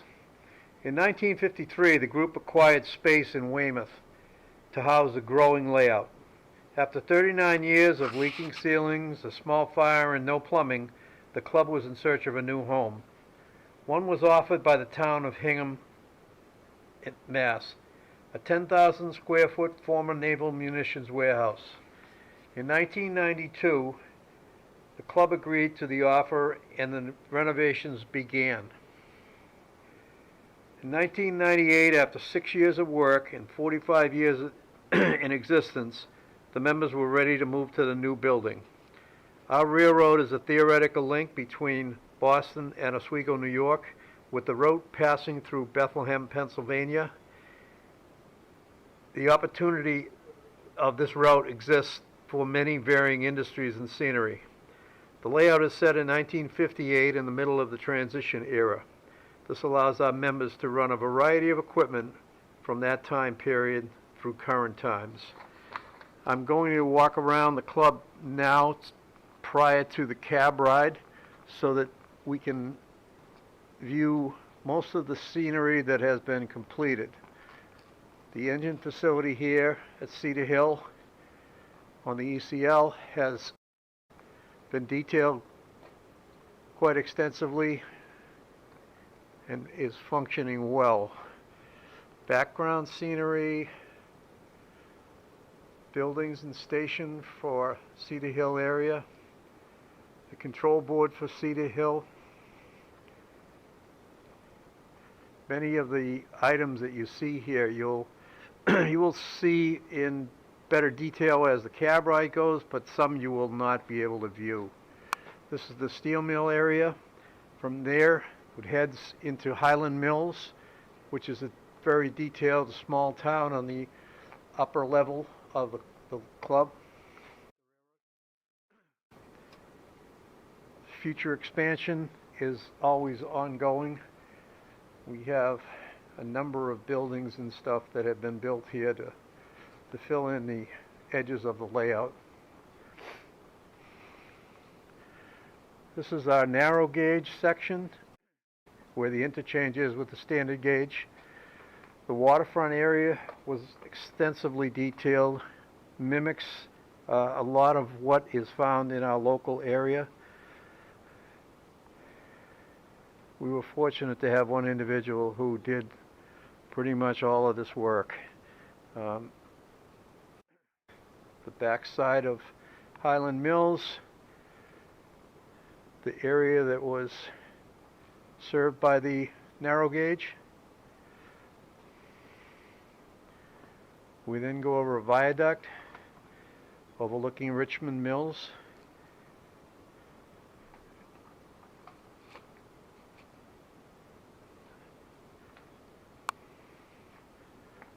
This back section here is the future interchange with the new end of the layout that is in the planning stages right now.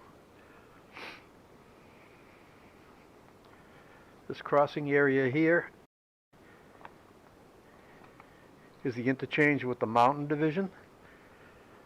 We head up under that bridge onto the Mountain Division, which we'll do during the cab ride.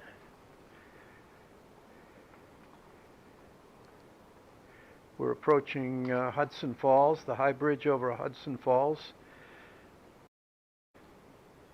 This is an entire switching area that runs during every operation. You see the detail on the buildings and everything that was accomplished in that area. From Hudson Falls, we're going to walk back towards the town of East Middleton. Many industries, waterfront. This is the yard at Middleton. This is the only section of the layout that was brought from the old club and integrated into this new layout that we have. Proceed now down into an area known as West Middleton. Each one of those areas has its own station, and the finely detailed work that was done up here. This back part of the layout is where the new area will extend to.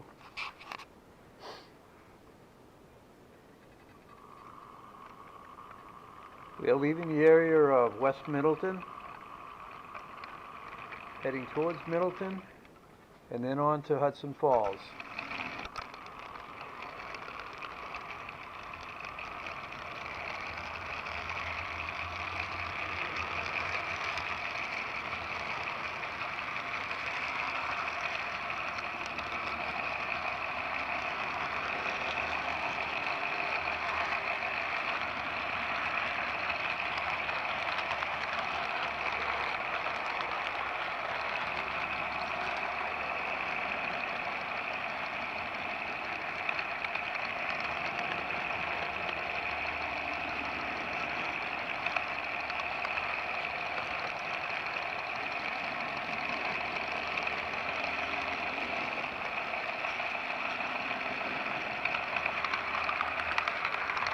We're now heading past Middleton Yard and Middleton Station towards East Middleton.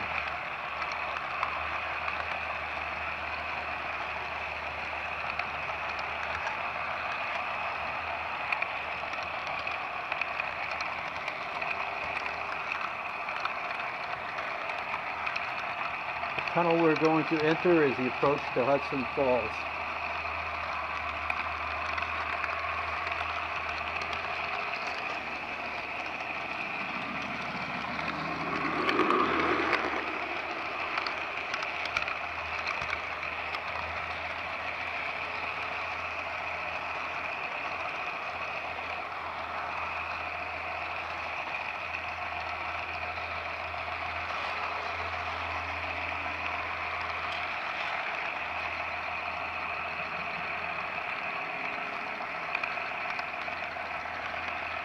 Through Hudson Falls, we'll head past the mountain interchange towards Richmond Mills.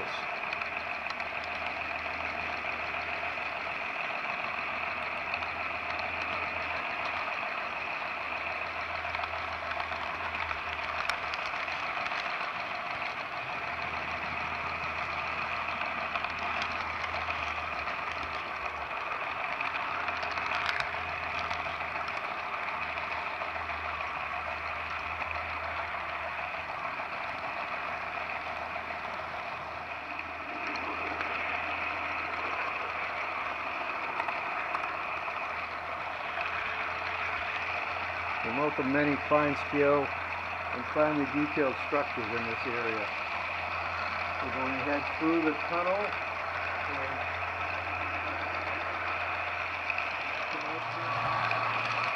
and now heading towards Ruggles, going to go past Ruggles Station, heading through another tunnel down to Bryantville.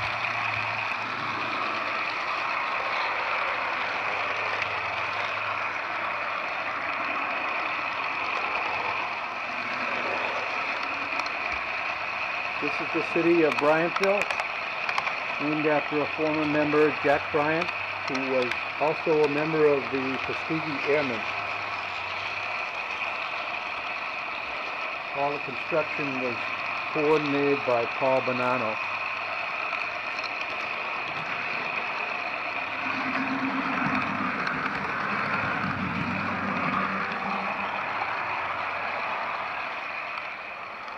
We're going to now head up into the Boston Yard.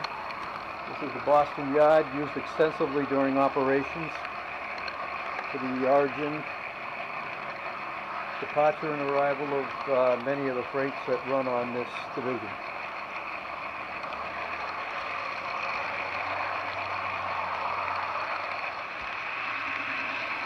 We're now going to head back towards West Middleton, through Middleton, East Middleton, Hudson Falls, and then up onto the Mountain Division.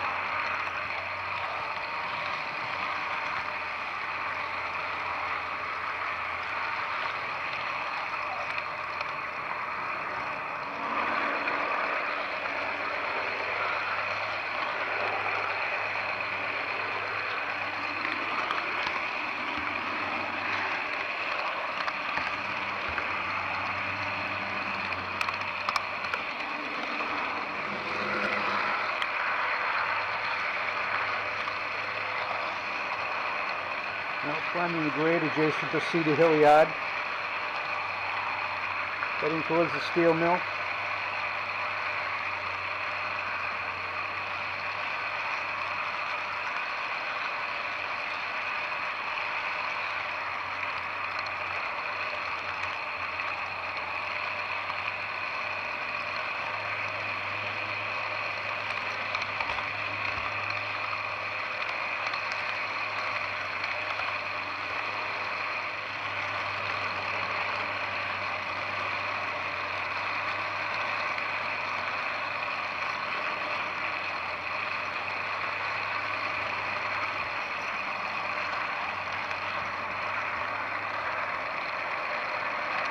Now up in the steel mill area, heading toward Highland Mills.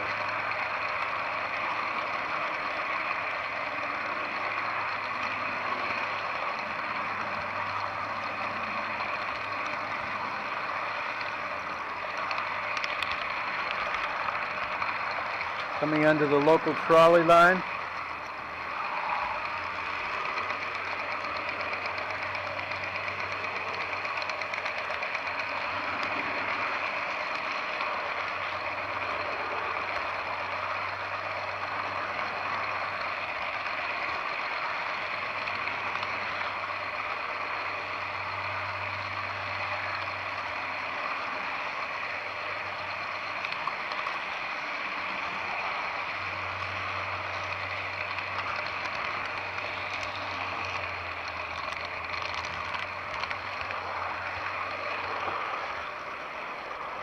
Across the viaduct towards White River Junction, and then heading back the High Line towards Hudson Falls.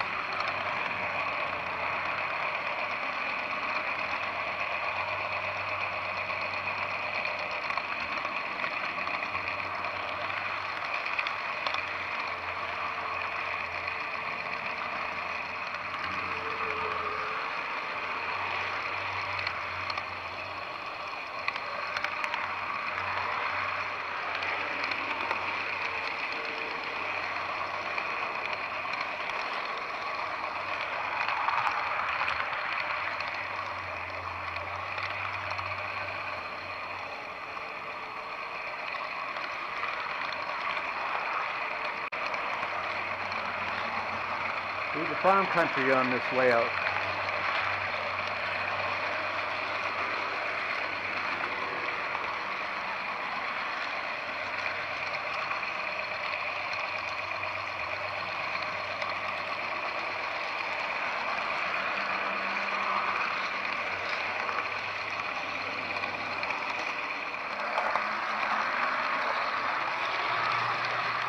Heading back towards West Middleton and the end of our cab ride.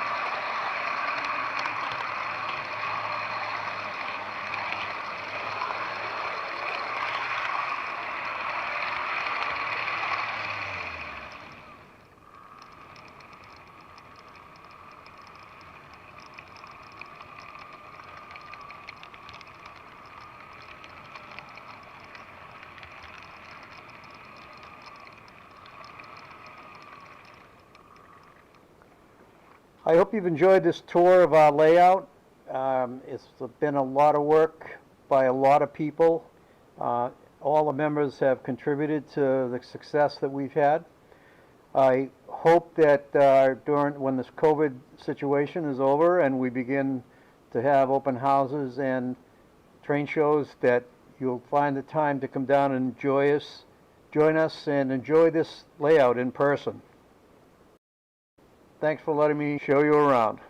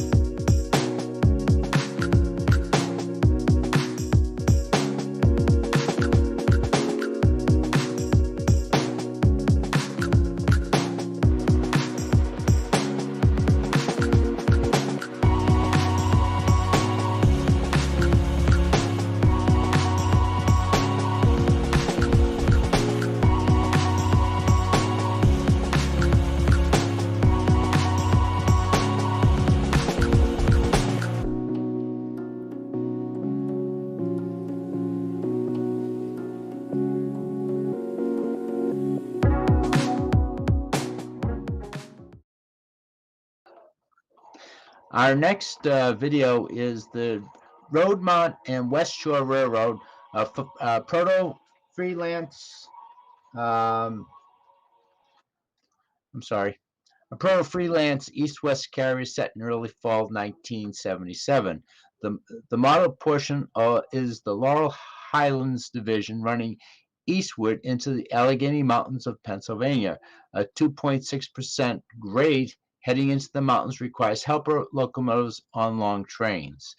The railroad uses an ABS absolute permissive signal system using computer model railroad interface technology.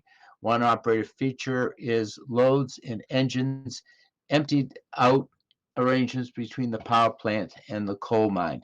This layout is Ron Stacy's up in New York. And when the video gets through, we will go right into the model showcase part 2 following that. Okay? Greetings, I'm Ron. I'm Nancy. Welcome to our basement train layout in Rochester, New York. And a couple of introductory remarks. The layout dimensions are about 25 by 32 feet. And of course, being in Rochester, we run NCE wireless. Most of the scenery is finished, so you will see most of that. I'm still working on some of the urban areas, and you'll see at the end some urban areas that are not quite finished, and of course may never be finished. So let's get going. What else do we need to say? I do some of the writing for the operating sessions. Oh yes. And Ron does just about everything else. He's been doing this. This layout is about 19 years old, but he's been doing other layouts almost since birth. Almost, but not quite. And what else? Okay, once again, let's get going. Thank you. Greetings. We're going to do a little train watching on the Rondemont and West Shore Railroad. We've got a freight at the end of the yard going to be heading eastbound up the hill.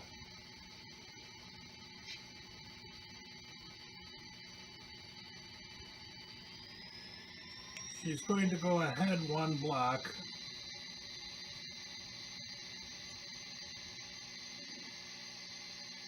And wait for the pusher to tack on.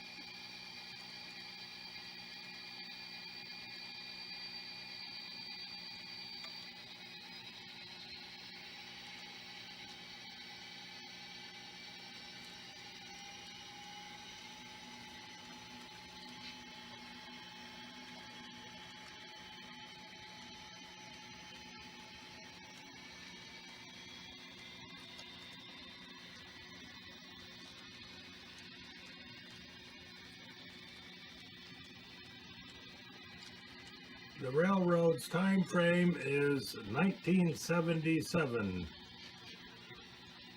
When, as a young adult, we did a lot of our train watching, and also there was a lot of variety in early Conrail.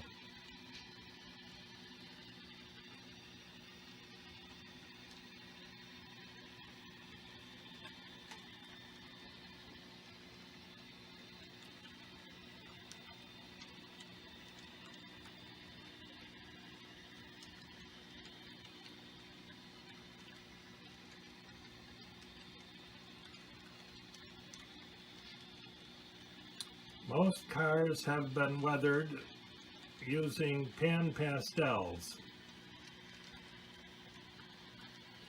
but we still have a little bit of work to go.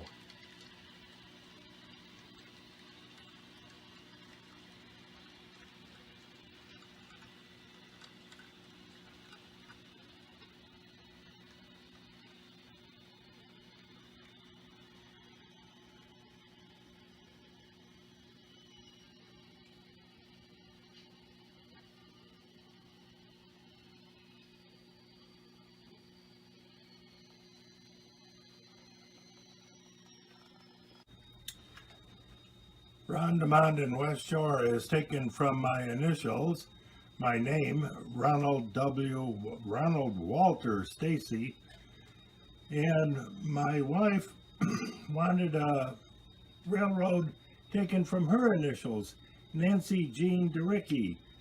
So one Christmas I presented her with a decal lettered car for the New Jersey and Delaware. She was thrilled, and it was just one more romantic gift that I gave her.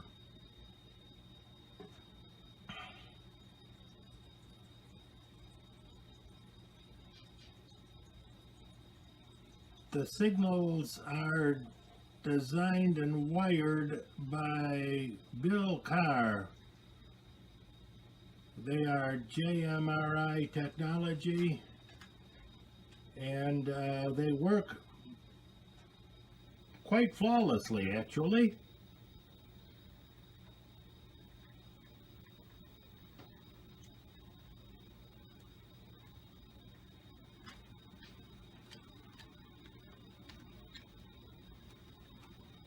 And here comes the pusher.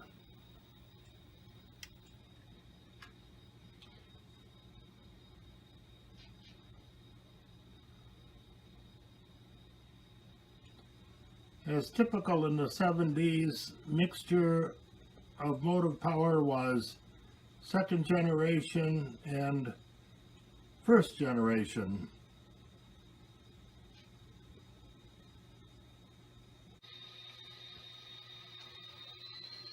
Looks like we've got the green light to get going.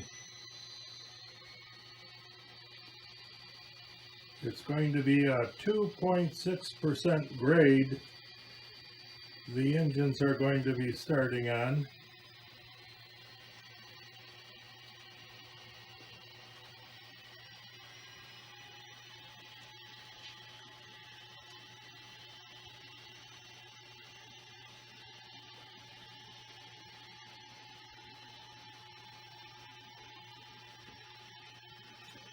We're going over the Allegheny River.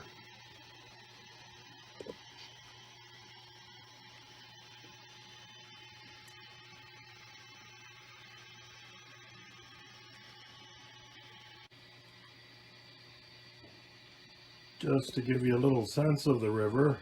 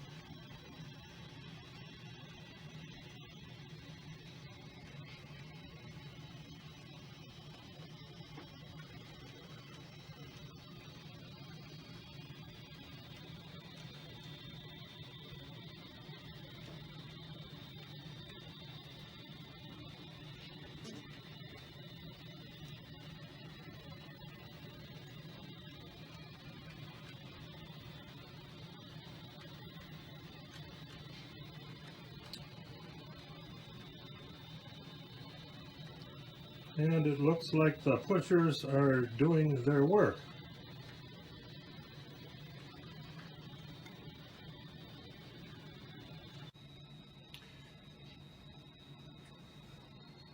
We're going to take a look at a train coming off the Conrail interchange. There's also Conrail interchange at the west end of Pittsburgh Yard.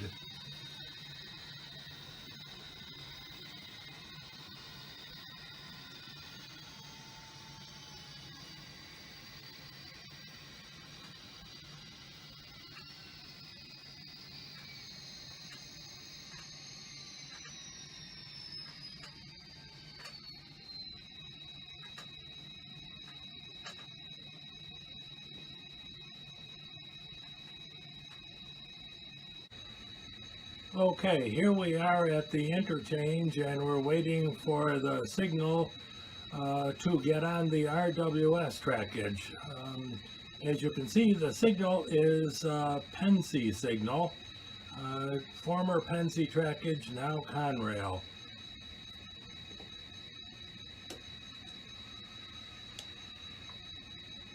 Whoop. There it goes.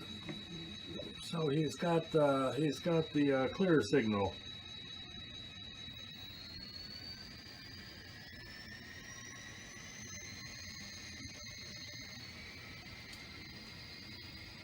What I love about this era is you get a mixture of new Conrail and really junky Penn Central.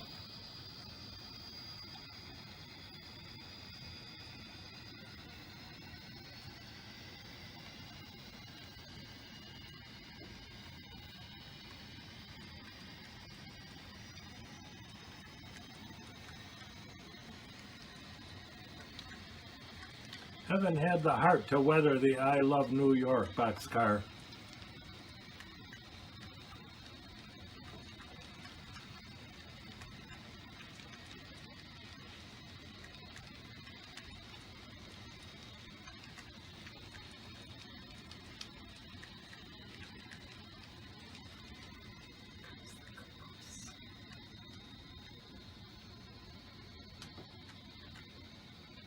And the Penn Central caboose.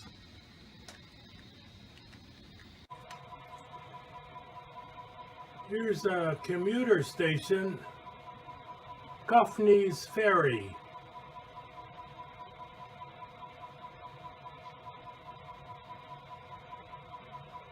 Pittsburgh into the 1970s had two commuter trains, both Pittsburgh and Lake Erie.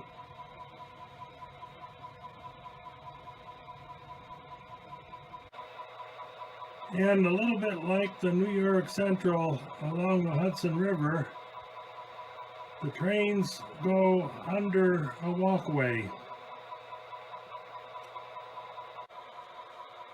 Here's a commuter stopped at the station heading into Pittsburgh. You'll notice that this is a Trainmaster, which were used in commuter service in the 70s on the Southern Pacific Railway. Trainmasters were versatile in so many ways, and for commuter service they had a quick pickup.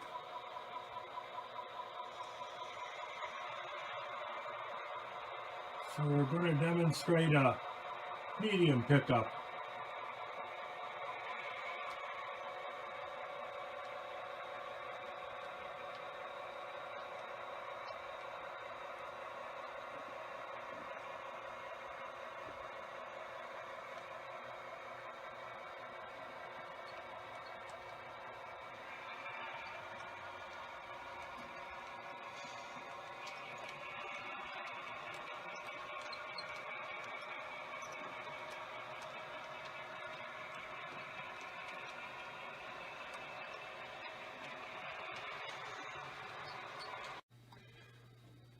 Not to confuse you, but we've moved further west over the summit just to give you a little variety.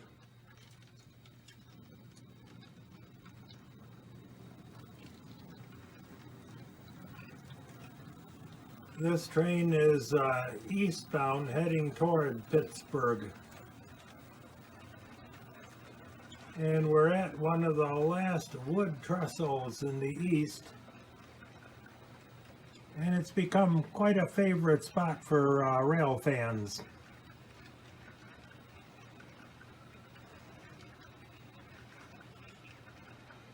This bridge is scratch built, and this is the third layout that it's seen. I built it back in the mid-1970s.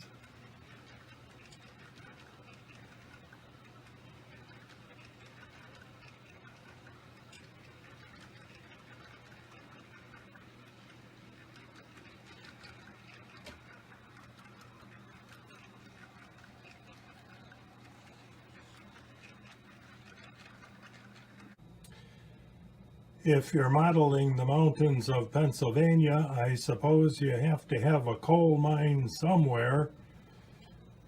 And there it is.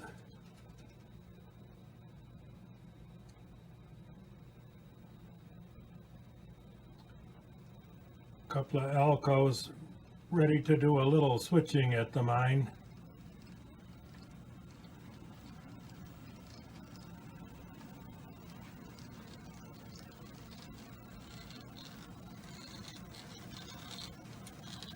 And here comes the van train.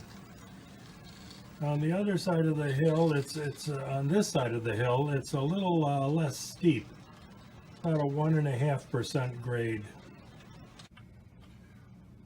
While we're here, I thought I'd give you an idea of the paint schemes.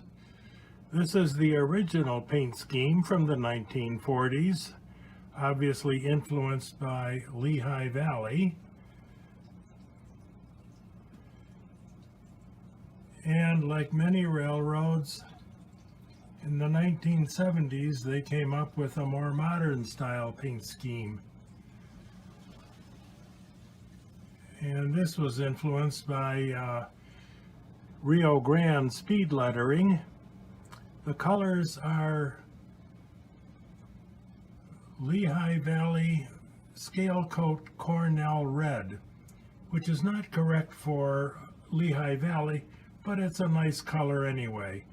I did the original artwork for the decals back in the late 70s and had them printed by Donald Manlick, and I've been satisfied with them very much over the years.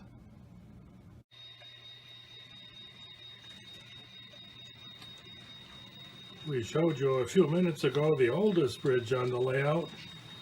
Now you can take a look at the newest bridge on the layout.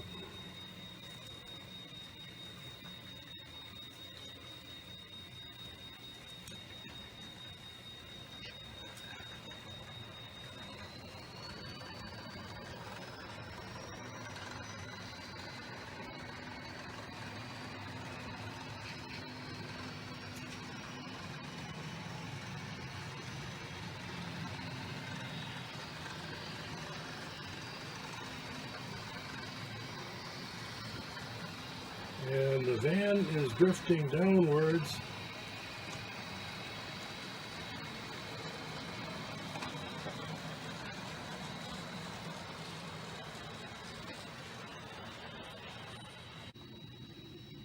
Here we are at the summit.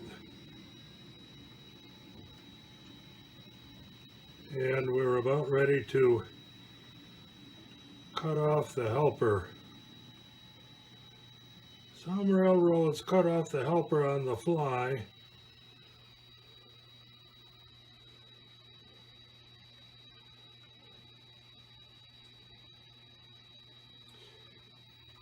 And he's going to start drifting down the hill. Just to give you a little idea of the Pittsburgh yard in conclusion. That's the Iron City Brewery you're seeing. And if you think there's a couple of cardboard warehouse mock-ups there, you are correct. We got to do something about those someday.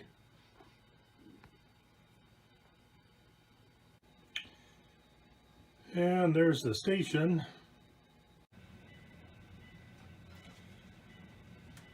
There were several railroads in the 70s that did not opt into Amtrak, including the Southern and the Rio Grande and a couple of others.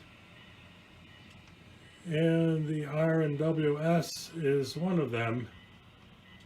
So this is the last long-haul train pulling out of the station, heading east. It's called the Nancy Jean.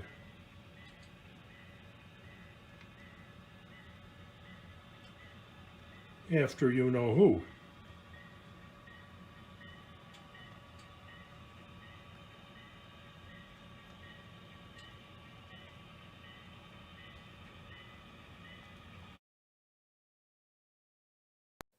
Time for something completely different.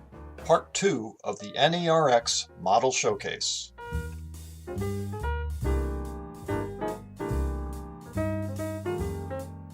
Mike Tylick, a master model railroader in the Hub Division, submitted 3 models. The first is an O-scale Morgan Hill Models kit given to him by Paul St. Martin.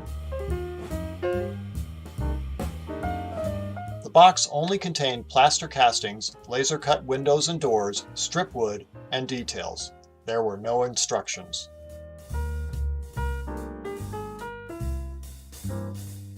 The second model by Mike is the Monmouth, Illinois Depot in HO scale. The prototype station is still standing, unused.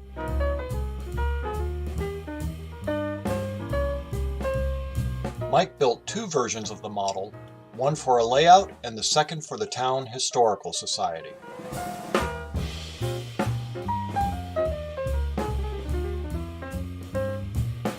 Other than windows and doors, the model was completely built from styrene sheets overlaid with plastruct textured sheets. The last model by Mike was built from an HO scale microscale models kit as the J.W. Dant Distillery for the Heaven Hills New Visitors Center in Bardstown, Kentucky. A descendant of Joseph Dant is a good friend of Mike's and asked him to assemble the kit for the Visitor Center's diorama.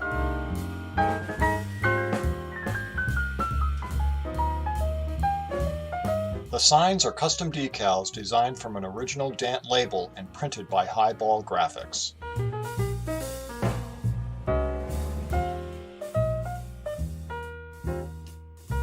Eddie DeGan of the Central New York Division modified this HO scale Bar Mills Dockhouse kit and added a Foss scale models barge kit and other details to the scene. He also built this Foss scale models kit called Department of Docks and Harbor Police.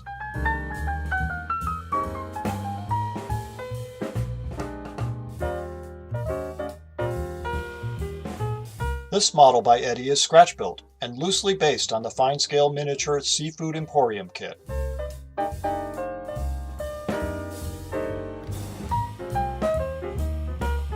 This HO scale model of the Glenside Lumber and Coal Company was built by Richard Newmiller, a master model railroader in the Garden State Division, based on this 1937 photo.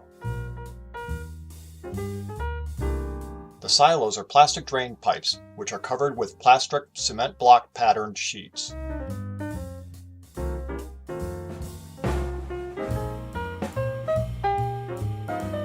The transfer house on top is scratch-built and the coal delivery chutes are from Tichy.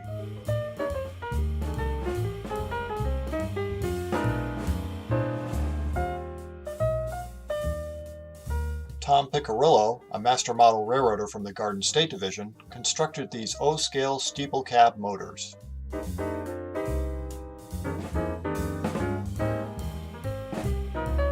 He started with stripped-down body shells acquired at model railroad flea markets.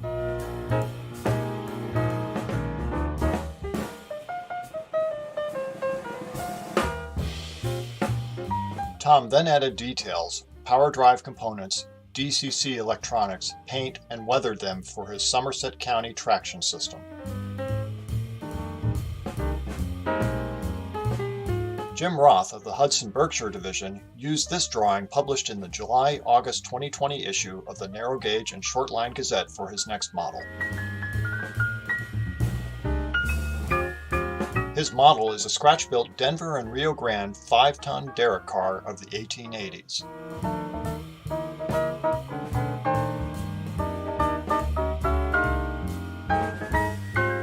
Jim rescaled the drawing before building his model in HO&3.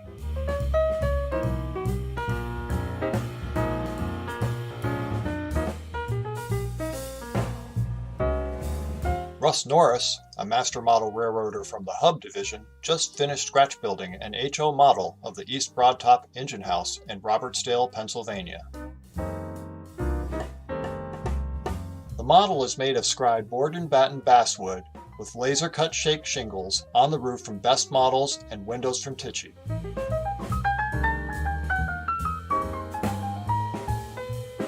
The engine house is 60 scale feet long, and the extension is another 40 feet, most of which is a fully equipped backwoods locomotive repair shop. We are at the halfway point for the NERx Model Showcase.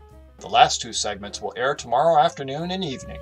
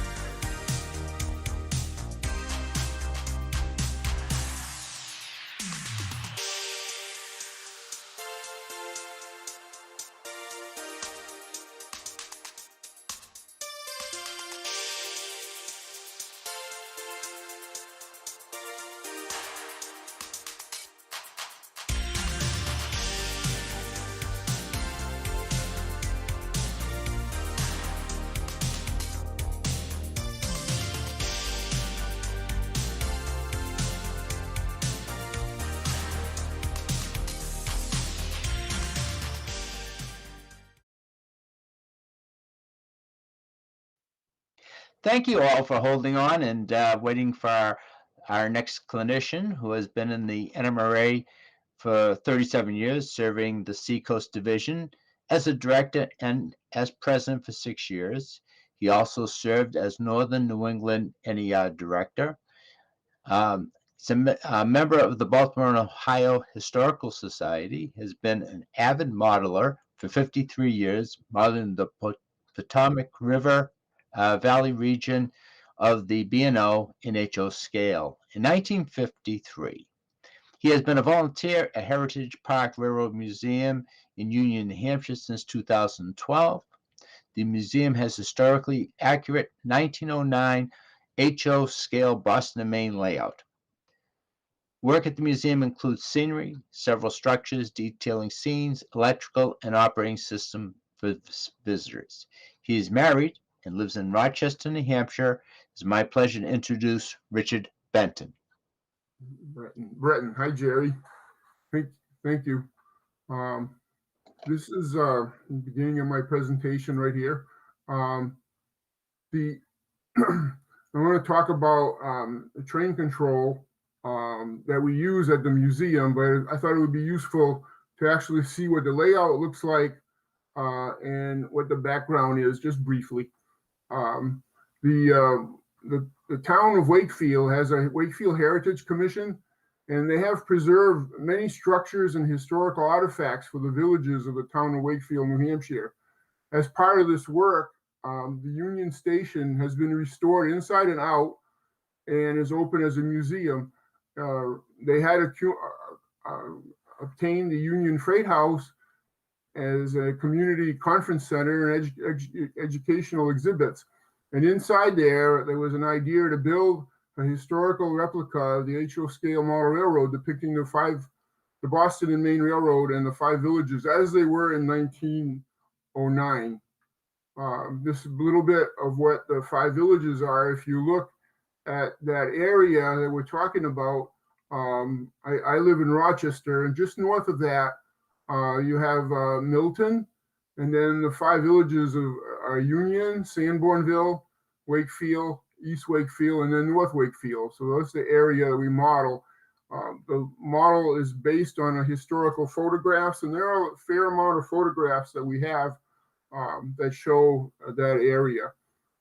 When we developed the track plan, we actually went to the Boston and Maine Historical Society and were able to obtain copies of the actual plans for the 5 villages, and those were used to develop the track plan. This is one example of it, of the Burleyville station, which was called East Wakefield at the time.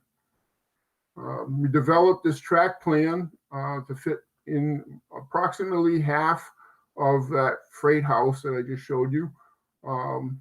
And from this track plan, these are the 5 villages that we model, and we included in our workshop area a staging section. So again, you see the 5 villages of Union, Sanbornville, Wakefield, Burleyville, we call it East Wakefield, and then Matthews, which is the North Wakefield. This is an overall view of the layout.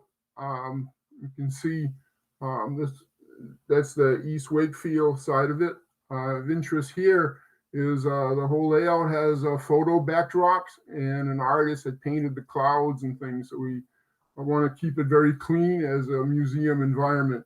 We have no buttons to control turnouts or things like that because of a museum environment. We do have some interactive buttons which are used by visitors to turn on lights or some animations and things like that that are planned.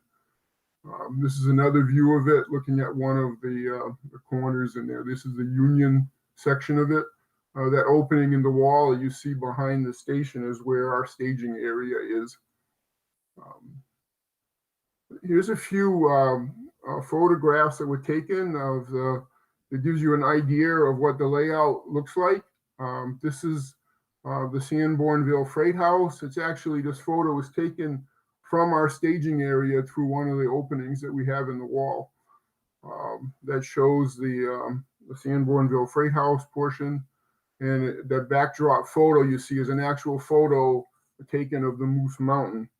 So people recognize that almost immediately. This is a closer view of the Sanbornville Freight House. We modeled 1909, so we try to be historically accurate of the structures, the paint, and the details and things that are there. This is the larger Sanbornville Railroad Station. It's a beautiful model that Jay Elan, who lives in Durham, built. In the front is Pioneer Building that was at one time used as the train station.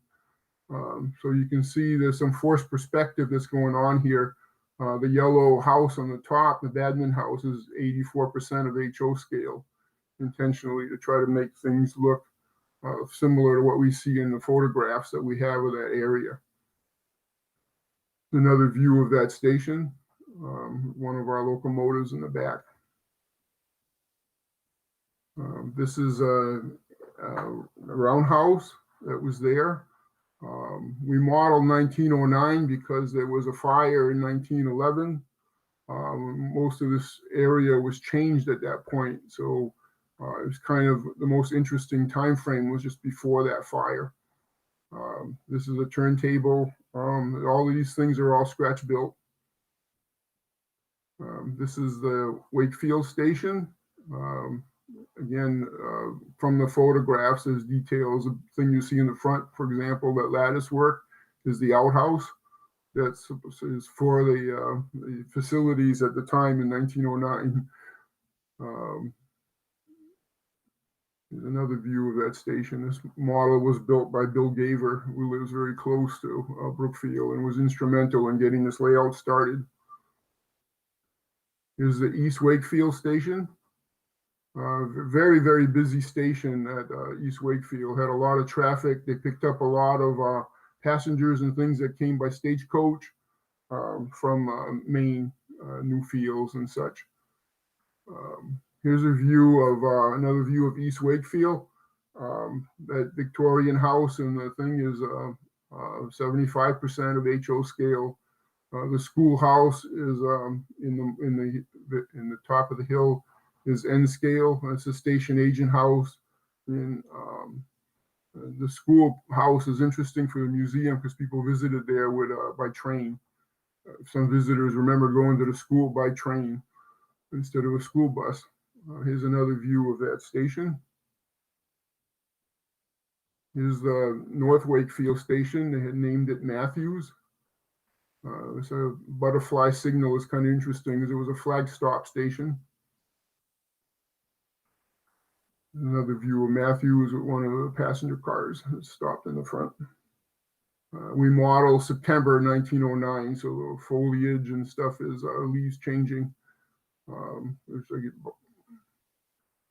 another view of that Matthews station. Here's a southbound Boston and Maine mixed freight crossing Union Meadows. And then this is the Union passenger station and the Union Hotel in the back. And we represent the details on this platform very similar to what we actually saw in the photographs that we have of that station.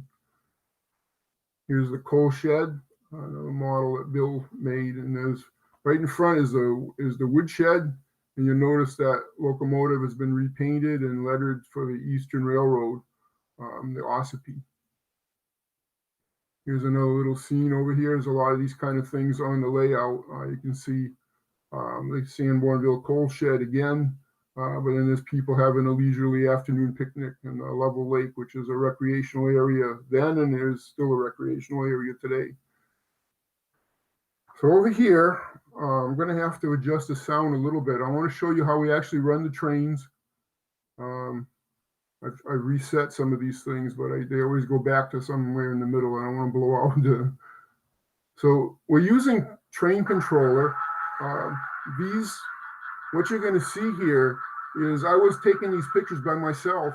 The trains were all run completely by computer, and we use that during the hotel, museum visit when visitors come in. So you'll see trains arrive and leave, and all of this is being automatically controlled.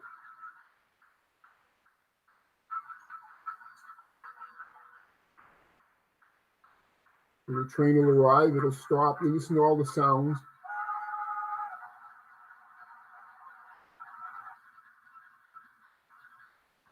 So all of these things are part of the train controller software, which I will explain in a minute.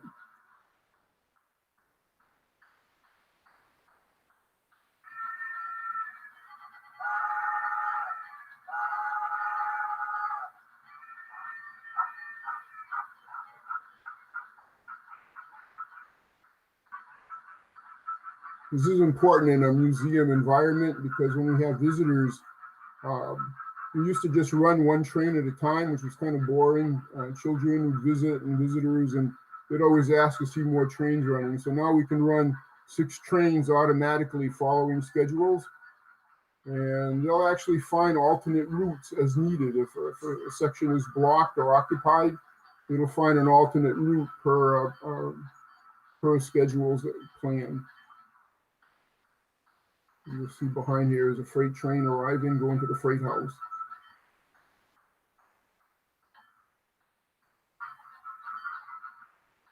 This is all the sounds and acceleration, deceleration, and all that is all set up already.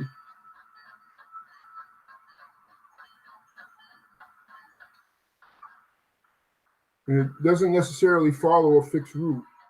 It knows where the destination is, and it'll find the best way to get there.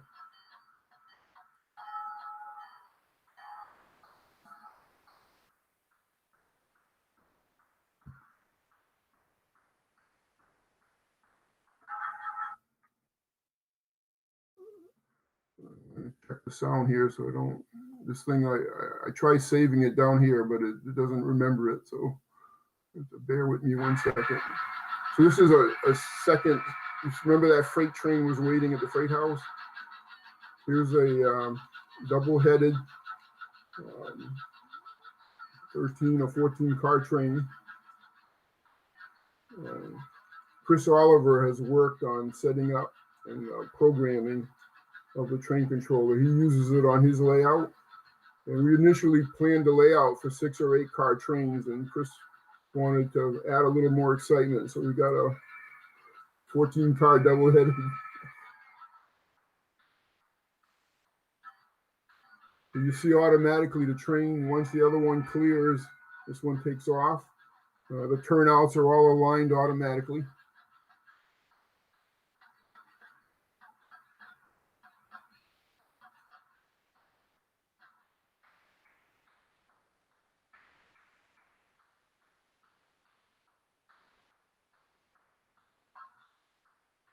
And we kind of hid that entrance because there was no tunnels in this area. We're trying to make it look like it's going into the woods. It's actually going to the staging area.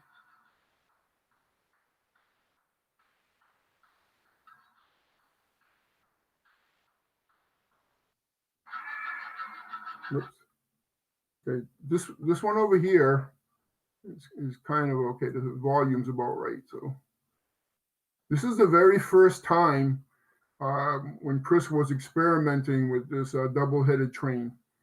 And you'll hear Chris talking in the back. It was the first, we were in one of our work sessions on a Wednesday, and you'll see there was a little bit of a hiccup, but it got resolved pretty quick. It's kind of interesting. So we were excited about this because it was the first time this was running this way. We're working out. Oh, hang on a second. I can solve this problem.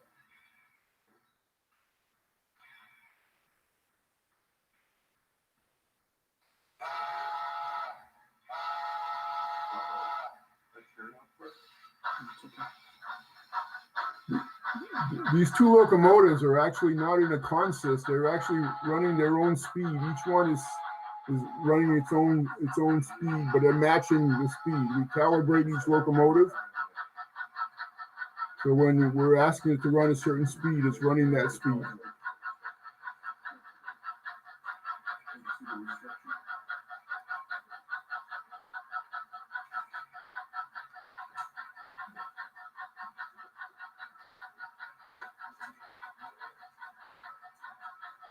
With a nice reflection in the pond and the causeway.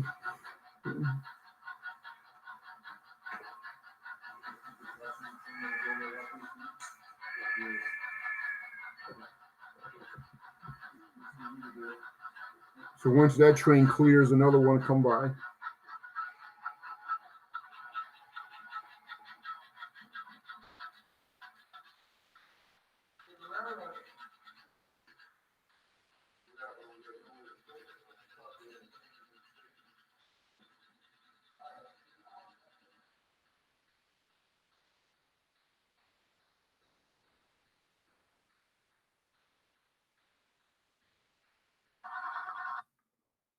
So our actual controls are very similar to what people normally see. We use NCE, DCC, Power Pro, and the Pro Cab. We have PSXs for the circuit breakers. And there's some reversing units on the bottom over here. So this is pretty typical. We do have these you could use outside, but when we're running train controller, we actually don't use them other than for diagnostic purposes. Even when visitors will come, we'll actually, we've let them use smartphones and things like that instead of an iPhone to run the trains. You can still work them with them, but you just want to know where you are with that. So this is what our wiring typically looks underneath. We were fortunate in the layout that we already had, we use a cobalt, very similar to the tortoise, with stationary decoders in them. What you're seeing on the right is a frog juicer. We were using the terminals on the cobalts, but we found it's been a lot more reliable just using the frog juicers. The tortoise you see back here is to run a semaphore. So this is the software that we use. It's made by Freewall. It's come from Germany. We call it Train Controller. It's available in bronze, silver, or gold. Gold has a lot more features, so we went with the gold because we have plans for the future how to do that at the museum. This is what the software will actually look. The switchboard display is on the laptop, and you also see it on an iPhone in the front. That's basically how we're running the trains. We can run them either from the iPhone or on the laptop that's in our workshop. The switchboard display using the laptop does a lot of different things. The train controller software enables you to edit mode, toolbars, drop menus, layout switchboard display. It'll actually show the layout. The overall program control and the status of what's happening with the program is available there. The trains and the locomotive lists are available. You can see those are towards the bottom there. I have a closer view in a minute. You can add and remove trains. If you don't want to run a particular train anymore, you can remove it from the schedule. You can control the schedules themselves, when to start and when to stop the schedules. It gives you an indication of the signals. You can see what the status is of the blocks. You're allowed to put markers in the blocks, when to accelerate, when to slow down, various uses of that. It allows you to start up and shut down the system, and then you can save the current position so that when you restart the system, it'll know where the trains and things were. So it'll start from there. This is a little closer view of that switchboard display. Some of those things I was just telling you, these are all like blocks. You see Union here with the passing siding. Those are trains that are in particular blocks. And then this is kind of like little buttons here that allows you to quickly start or stop trains. The list of the schedule is on the bottom. These are all the trains that we have available and so on. And then there's a particular train indicator here with the speed and stuff, but I'll show that a little closer in a minute. So this gives you a little idea what these blocks look like. That pink shows it's occupied. It's got a red signal. And then this is sort of like a throttle for inside that locomotive. So it gives you the status of that. You can also do the same things using a handheld throttle, like using an iPhone. It's got a little fewer things that you can do with it, but they're important things when you have visitors at the museum, particularly. It allows you to identify locomotives. It shows the speed of what's going on with the locomotive. I'll actually show you this running in a minute. The odometer knows how many miles you've actually run on the locomotive, useful for maintenance and things like that. You can change the direction. You have a throttle setting, a brake setting, the signal status, the water level, coal level. We're going to use that later on when it's make times stop to get water and coal. And then there's various function buttons that you normally would see, the lights and horns and whistles and things like that, the bell. So this is looking at the same iPhone, but with a, we call a switchboard, as you can see where the different trains and things are. This is kind of handy when you're in a museum because you can do certain things, like if you see a problem developing. A lot of times we're by ourselves at a museum. With visitors, you can actually stop the schedule, restart it, do emergency stops, lock blocks. If you don't want the trains to run, locking blocks allows you the trains to come to a stop at a reasonable place, a safe place, basically. So you're not stopped over a turnout or things like that. It'll stop where it's convenient or safe to do. Here's I'm gonna check the volume. Yeah, we're good on this one. So this is a train running by, and just want to show you what it looks like. This basically would be a view you'd see in a museum. So here's the iPhone showing that train that just ran by. It's going 30 miles an hour. I can push something. You hear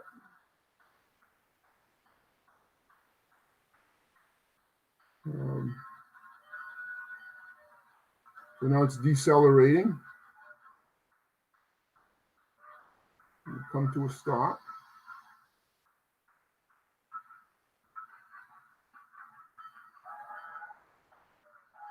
And then the marker shows what speed it's heading for with a 15 miles per hour.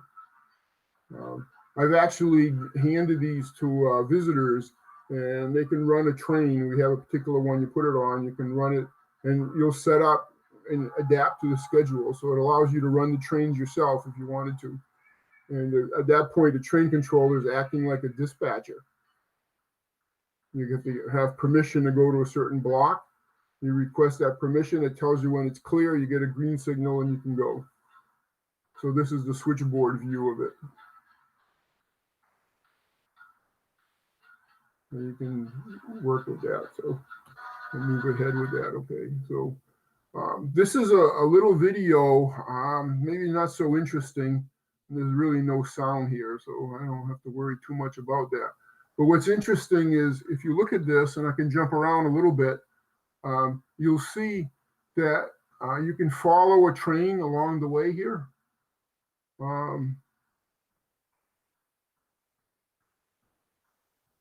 Move it's a little more interesting, maybe. You can see there's a train over here showing in the block. And it's moving. So you can see the progress of the train. It's now stopped at Wakefield.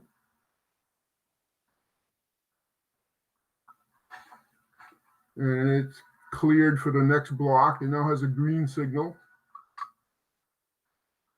And I'll show it a little better there. You can see it. So it's got a yellow line identifying the route. Went too close, it's a little blurry, but it'll come back in a second.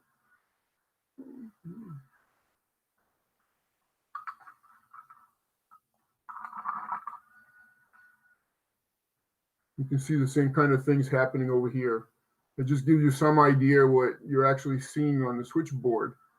So you imagine yourself, you're the dispatcher, and you can see the trains going through the different areas. So, okay, I'm gonna go to the next. So people are always curious about how do we actually make this work? Surprisingly, when we first wired the layout, that we didn't have intentions of doing that. So we were able to take the existing wiring on the layout and do a fairly simple conversion. Some of the things you may have seen earlier and some of the other things here, but we mainly use our circuits.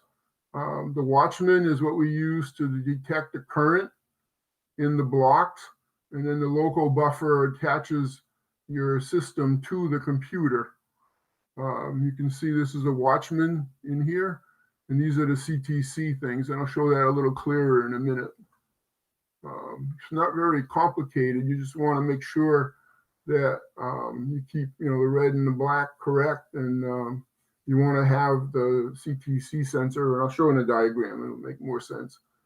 So over here is the gateway that allows you to connect multiple Watchmans together and then interact with that USB on the other side of the wall, which is in our workshop.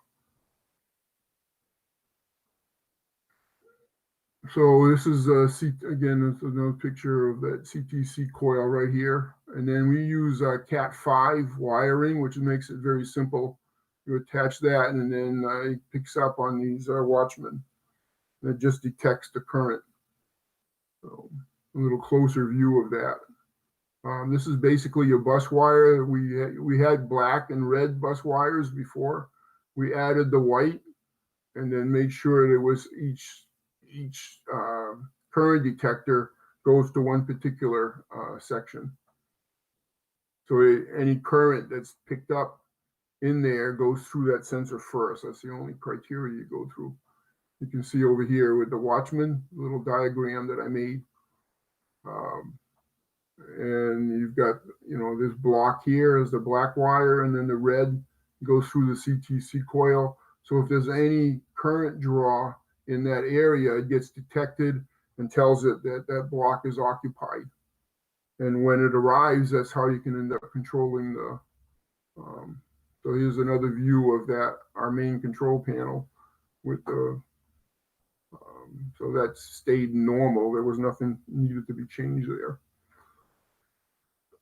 To make this work, you want to detect the current. Now, locomotives or cars with lights in it get identified immediately, but what you need to do is add resistors, and it's pretty common in a lot of things today.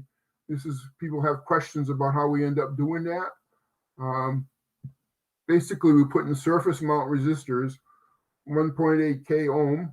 You're basically looking for a 5 milliamp load. We try to get at least one wheel set per car. We can have more than one, it's okay. It doesn't hurt. It actually helps reliability and things. You can use ACC or epoxy or even conductive paint. There's different kinds of conductive paint you can get. You get regular, goes up in cost here to carbon, the nickel or silver, and then we just paint it afterwards for appearance. So you don't end up with odd colors. So here's a case of an example where it's one in the middle, and then we use the paint, nickel conductive paint, to connect the metal wheels on each side to that surface mount resistor. This will give you an idea of the different situations you can get into. Plastic insulated axles with metal wheels, metal on one side, insulated, and then you get this other one where you metal on both sides with a metal axle. Usually that's the case where you have like paint, or the older wheel set sometimes will have that. So this is the way to do that resistance. You basically want to put the resistor between these two metal wheels with a plastic. You want to go between that metal wheel and that metal axle with that one side, or you want to go, in this case, the metal to metal.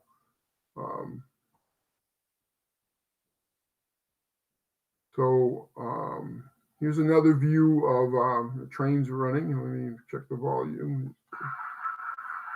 So again, I was doing this filming, and I was by myself. I went into the museum, started the system, and these are running all by themselves. All I'm doing is manning the camera.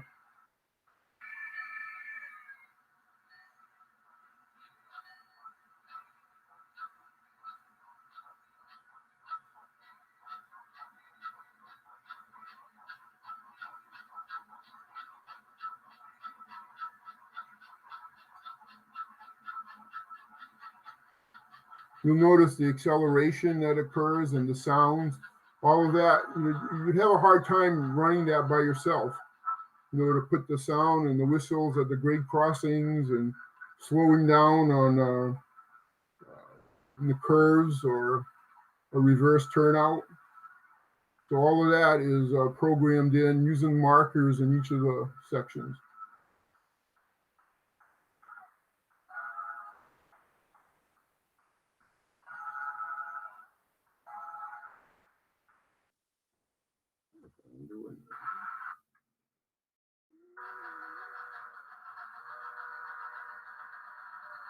There's a train going by that station.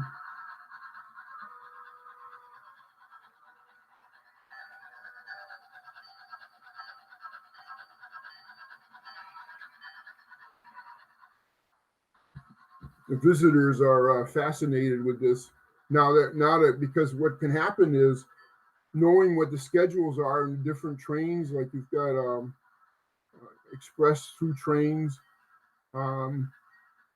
fast freights, local. You can look at your switchboard and explain to the visitors not only the models and what they represent. You can actually describe the trains as well.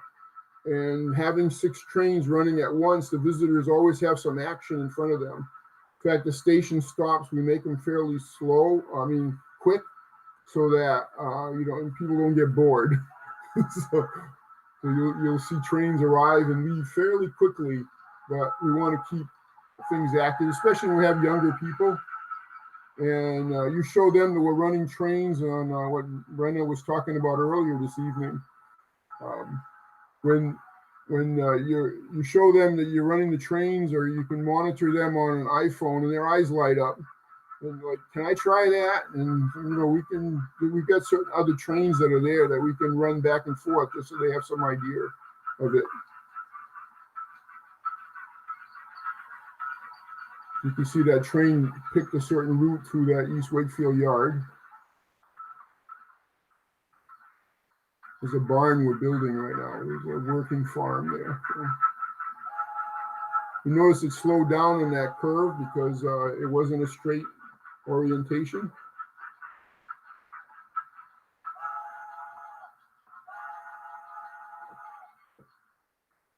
It's waiting here for another train to clear. So that's not necessarily a scheduled stop. What it'll do is if the block in front of it is not clear, it'll stop and wait for that block to clear.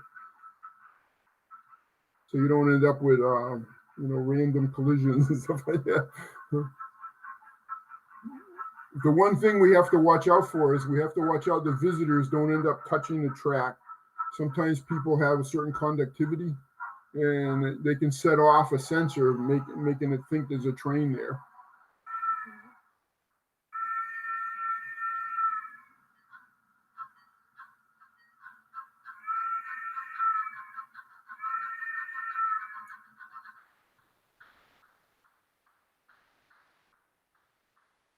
So these trains all went around that loop and are on their way back, one at a time. So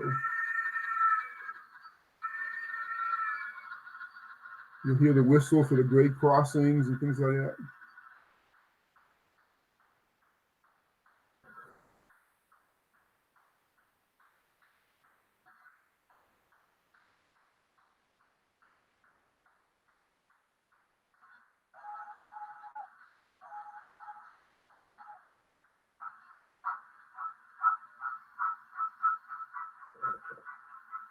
If you start thinking about all the different things you can do with this, for example, when we have trains go into the staging, we don't want them to disturb or distract from the other trains, so we shut the sounds off as soon as they get into staging. And then the sound reactivates as they leave staging. So this, like I said, is all automatic right now. I was working my camera.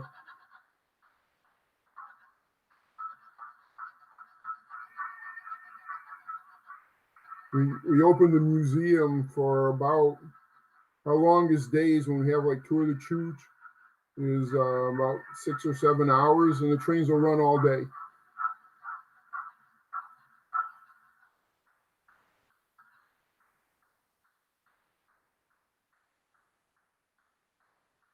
If we have no visitors, I'll push lock the blocks and that'll stop the trains temporarily, and then we just unlock them and then restart them.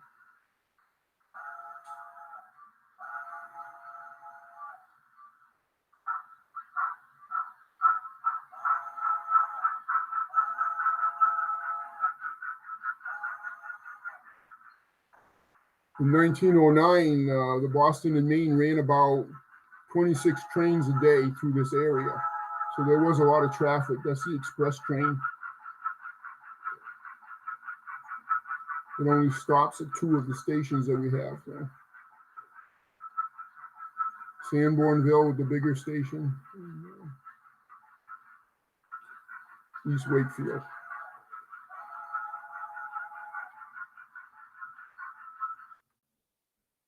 So we got a couple more of these things, but let's see.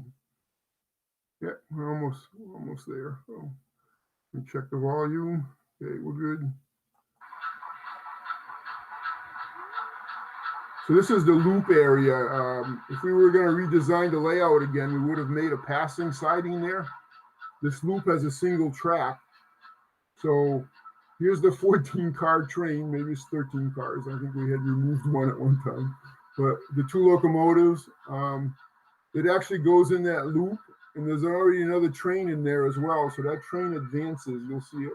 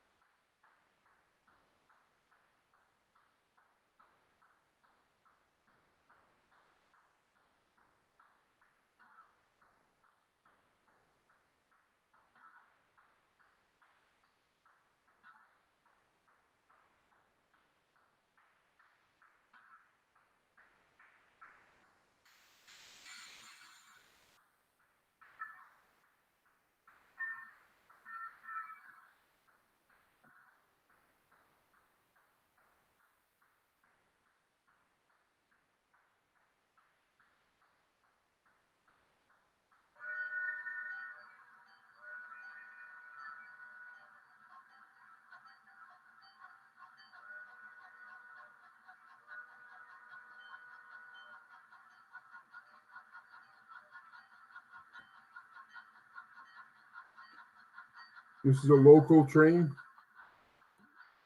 So it'll stop at all the stations. You see the deceleration.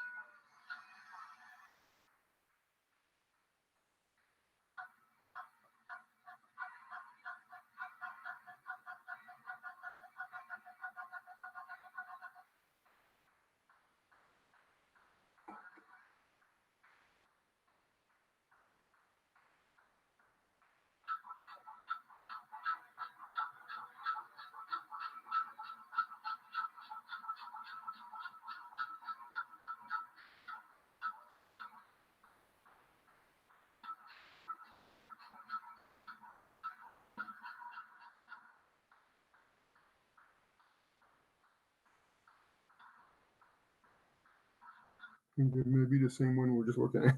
You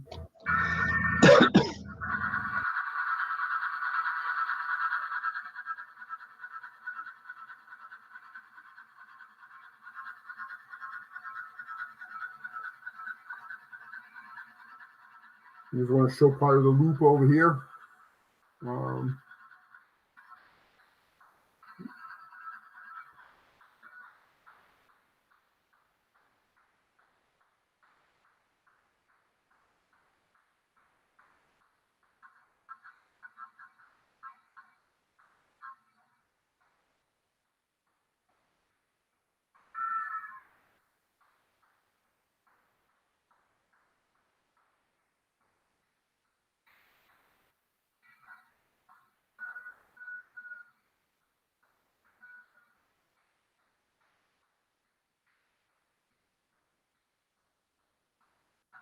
Jump ahead a little bit.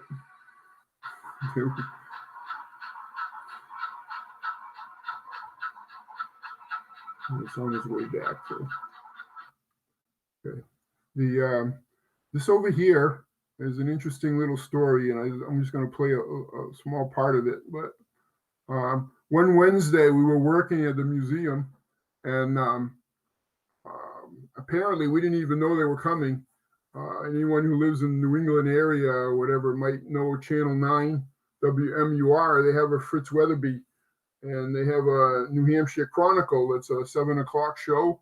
And he was doing a little piece on Union, and he had done his research, and he showed up on a Wednesday, and we were working on the layout that day. And he poked his head in the door, and I said, "Oh, you're Fritz Weatherby." And he said, "Yes, I am." So he came in and wanted to see what we were doing there. So I'm going to start this little video. This was a little piece that they did on Channel 9. And I'm going to jump ahead when I start it to the part where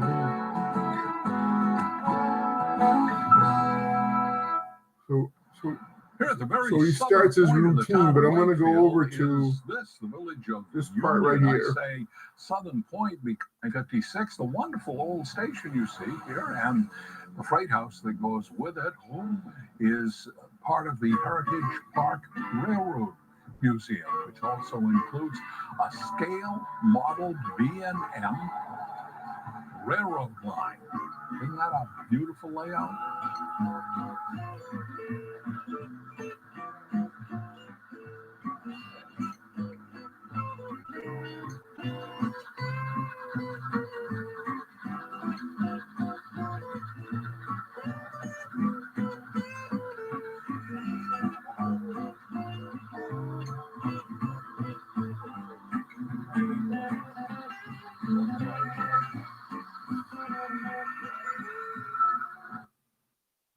So what was interesting with this is we were working on a Wednesday. The trains were already running. You know, we start the trains running quite often, and they're just leaving them running. And they came in, and he told his camera crew, said, "We need to get some film of this thing." So they just started shooting film while the trains were running. We had done nothing special, no preparation. It was a complete surprise visit. So they did a wonderful job with getting the video done like that. So, whoops. So this is one of our scenes with a little moose that we see on the layout, and you'll see that photo backdrop in the background and all that. So it's just kind of a closing scene. So do you have any questions?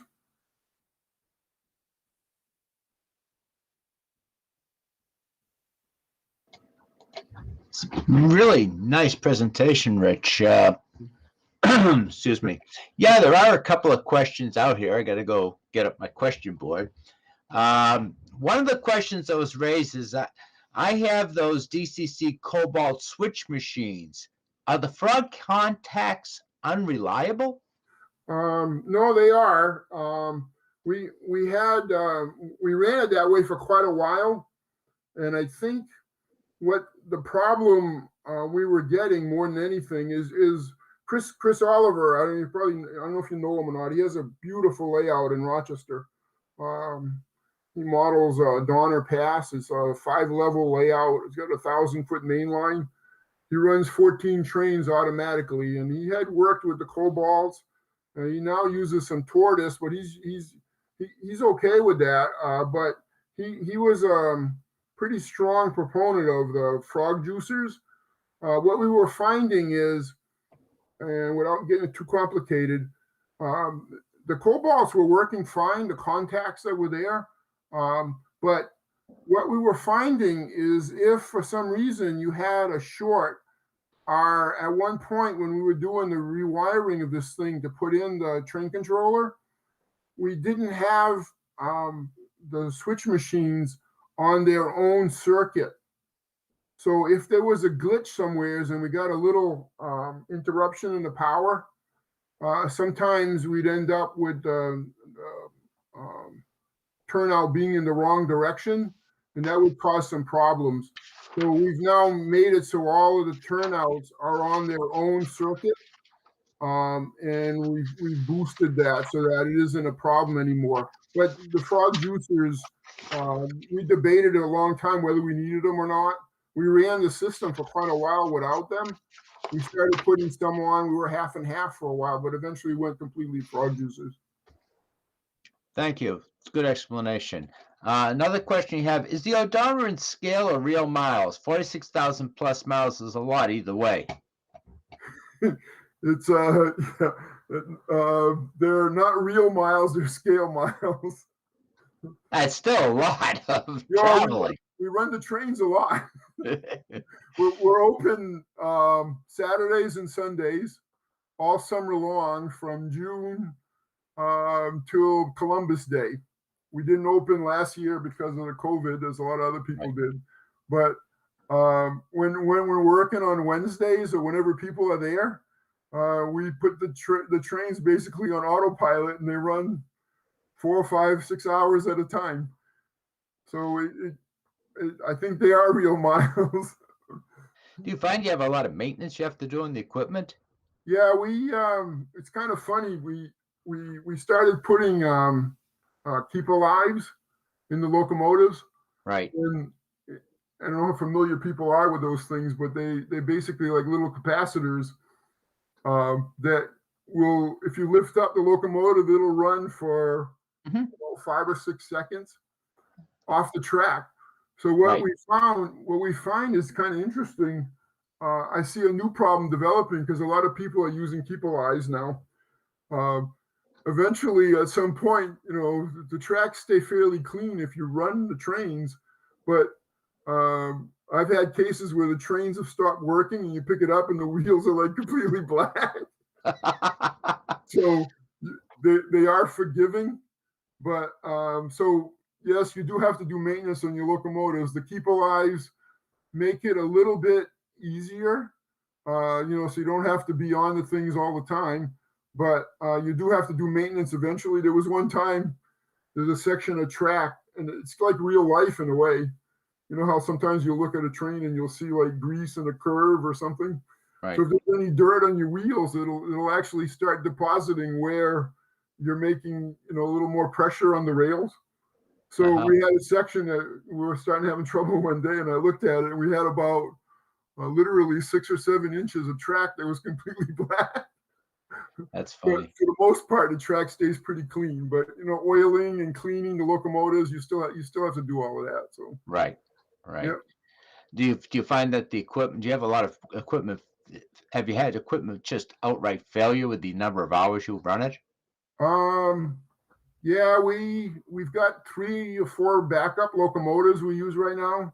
Right. Occasionally, we've had to change over the locomotive. What we've had more trouble with, all of these locomotives are Bachmans. Right. There's nothing, really fancy. We found that the little bit higher price ones, as opposed to the economy ones, sometimes you can buy a steam locomotive with sound for like $135.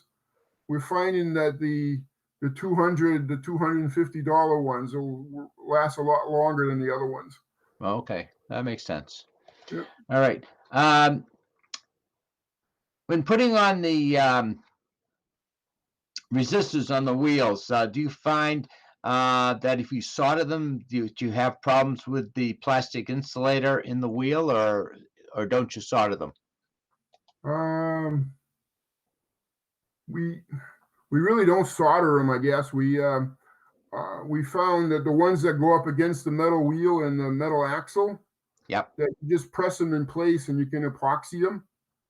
Mm-hmm. And then the ones that you use the contact paint, again, it can ACC the resistor in place, and then just connect the contacts with the conducting paint. Do you find the conducting paint ever cracking on you or losing continuity? No, we haven't had that so far. We do paint over it afterwards, right, just to make it look right. There are three kinds of paint, though. Right. I mentioned that. There's the one that the low cost one that's carbon. Right. The nickel one is reasonably priced. The pen's around $10, $10 to $15. Lasts quite a while. And then for like 20, 25, you can get silver. The conductivity is a little bit better, but we've been using the nickel one. It works fine. Okay. Do you paint everything, the resistor and all?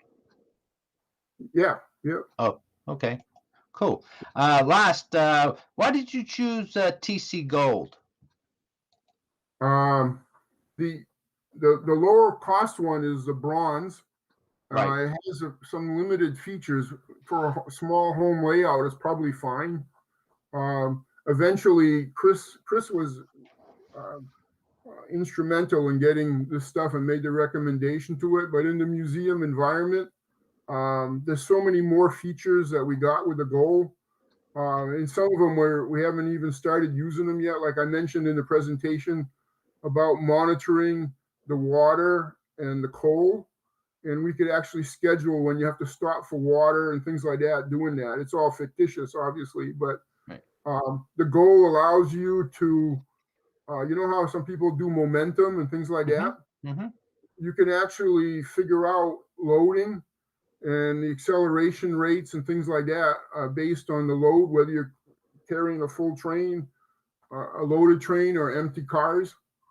You can do those kind of features. Right. So the goal offers you a lot of different things like that. It's really, really well done. A quick example of that was one day I was running the trains and I had a man come in with two young children and his wife. And I started talking to him during a museum environment. And turns out he's a real engineer for the CSX out of Cherry Run, West Virginia. And wow.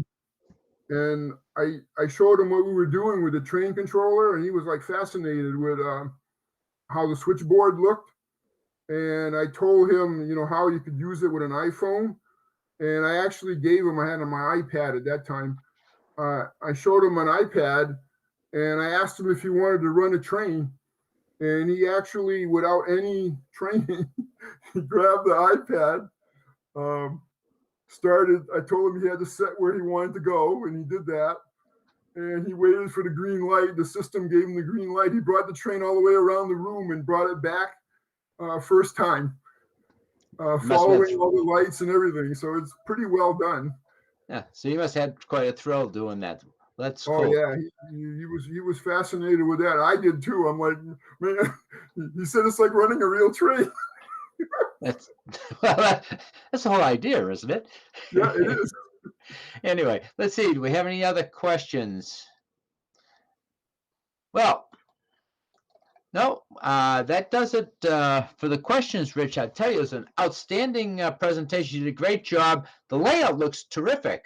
Thank you. Yeah. I'll have to get up there on a Wednesday sometime and see the operation in action. Yeah, hopefully everyone's getting vaccines and things like that. Well, I've had my 2 shots, so we'll be able to start up pretty soon again. yeah. Now, you still doing work on Wednesdays? Yeah, I haven't gone there in a while now, but I got my second shot this week, so I'm guessing couple more weeks. May. Some people go every other Wednesday right now, but I think I probably by May or June we should be going again. Cool. All right. Well, again, thank you very much. This has been great. We've had a lot of fun, and it's been a pleasure to have you close out our day session today. It's been quite a day, so we do appreciate. Okay. And for those of you out there on YouTube, we'll see you tomorrow at 2 o'clock for day 2, part 1.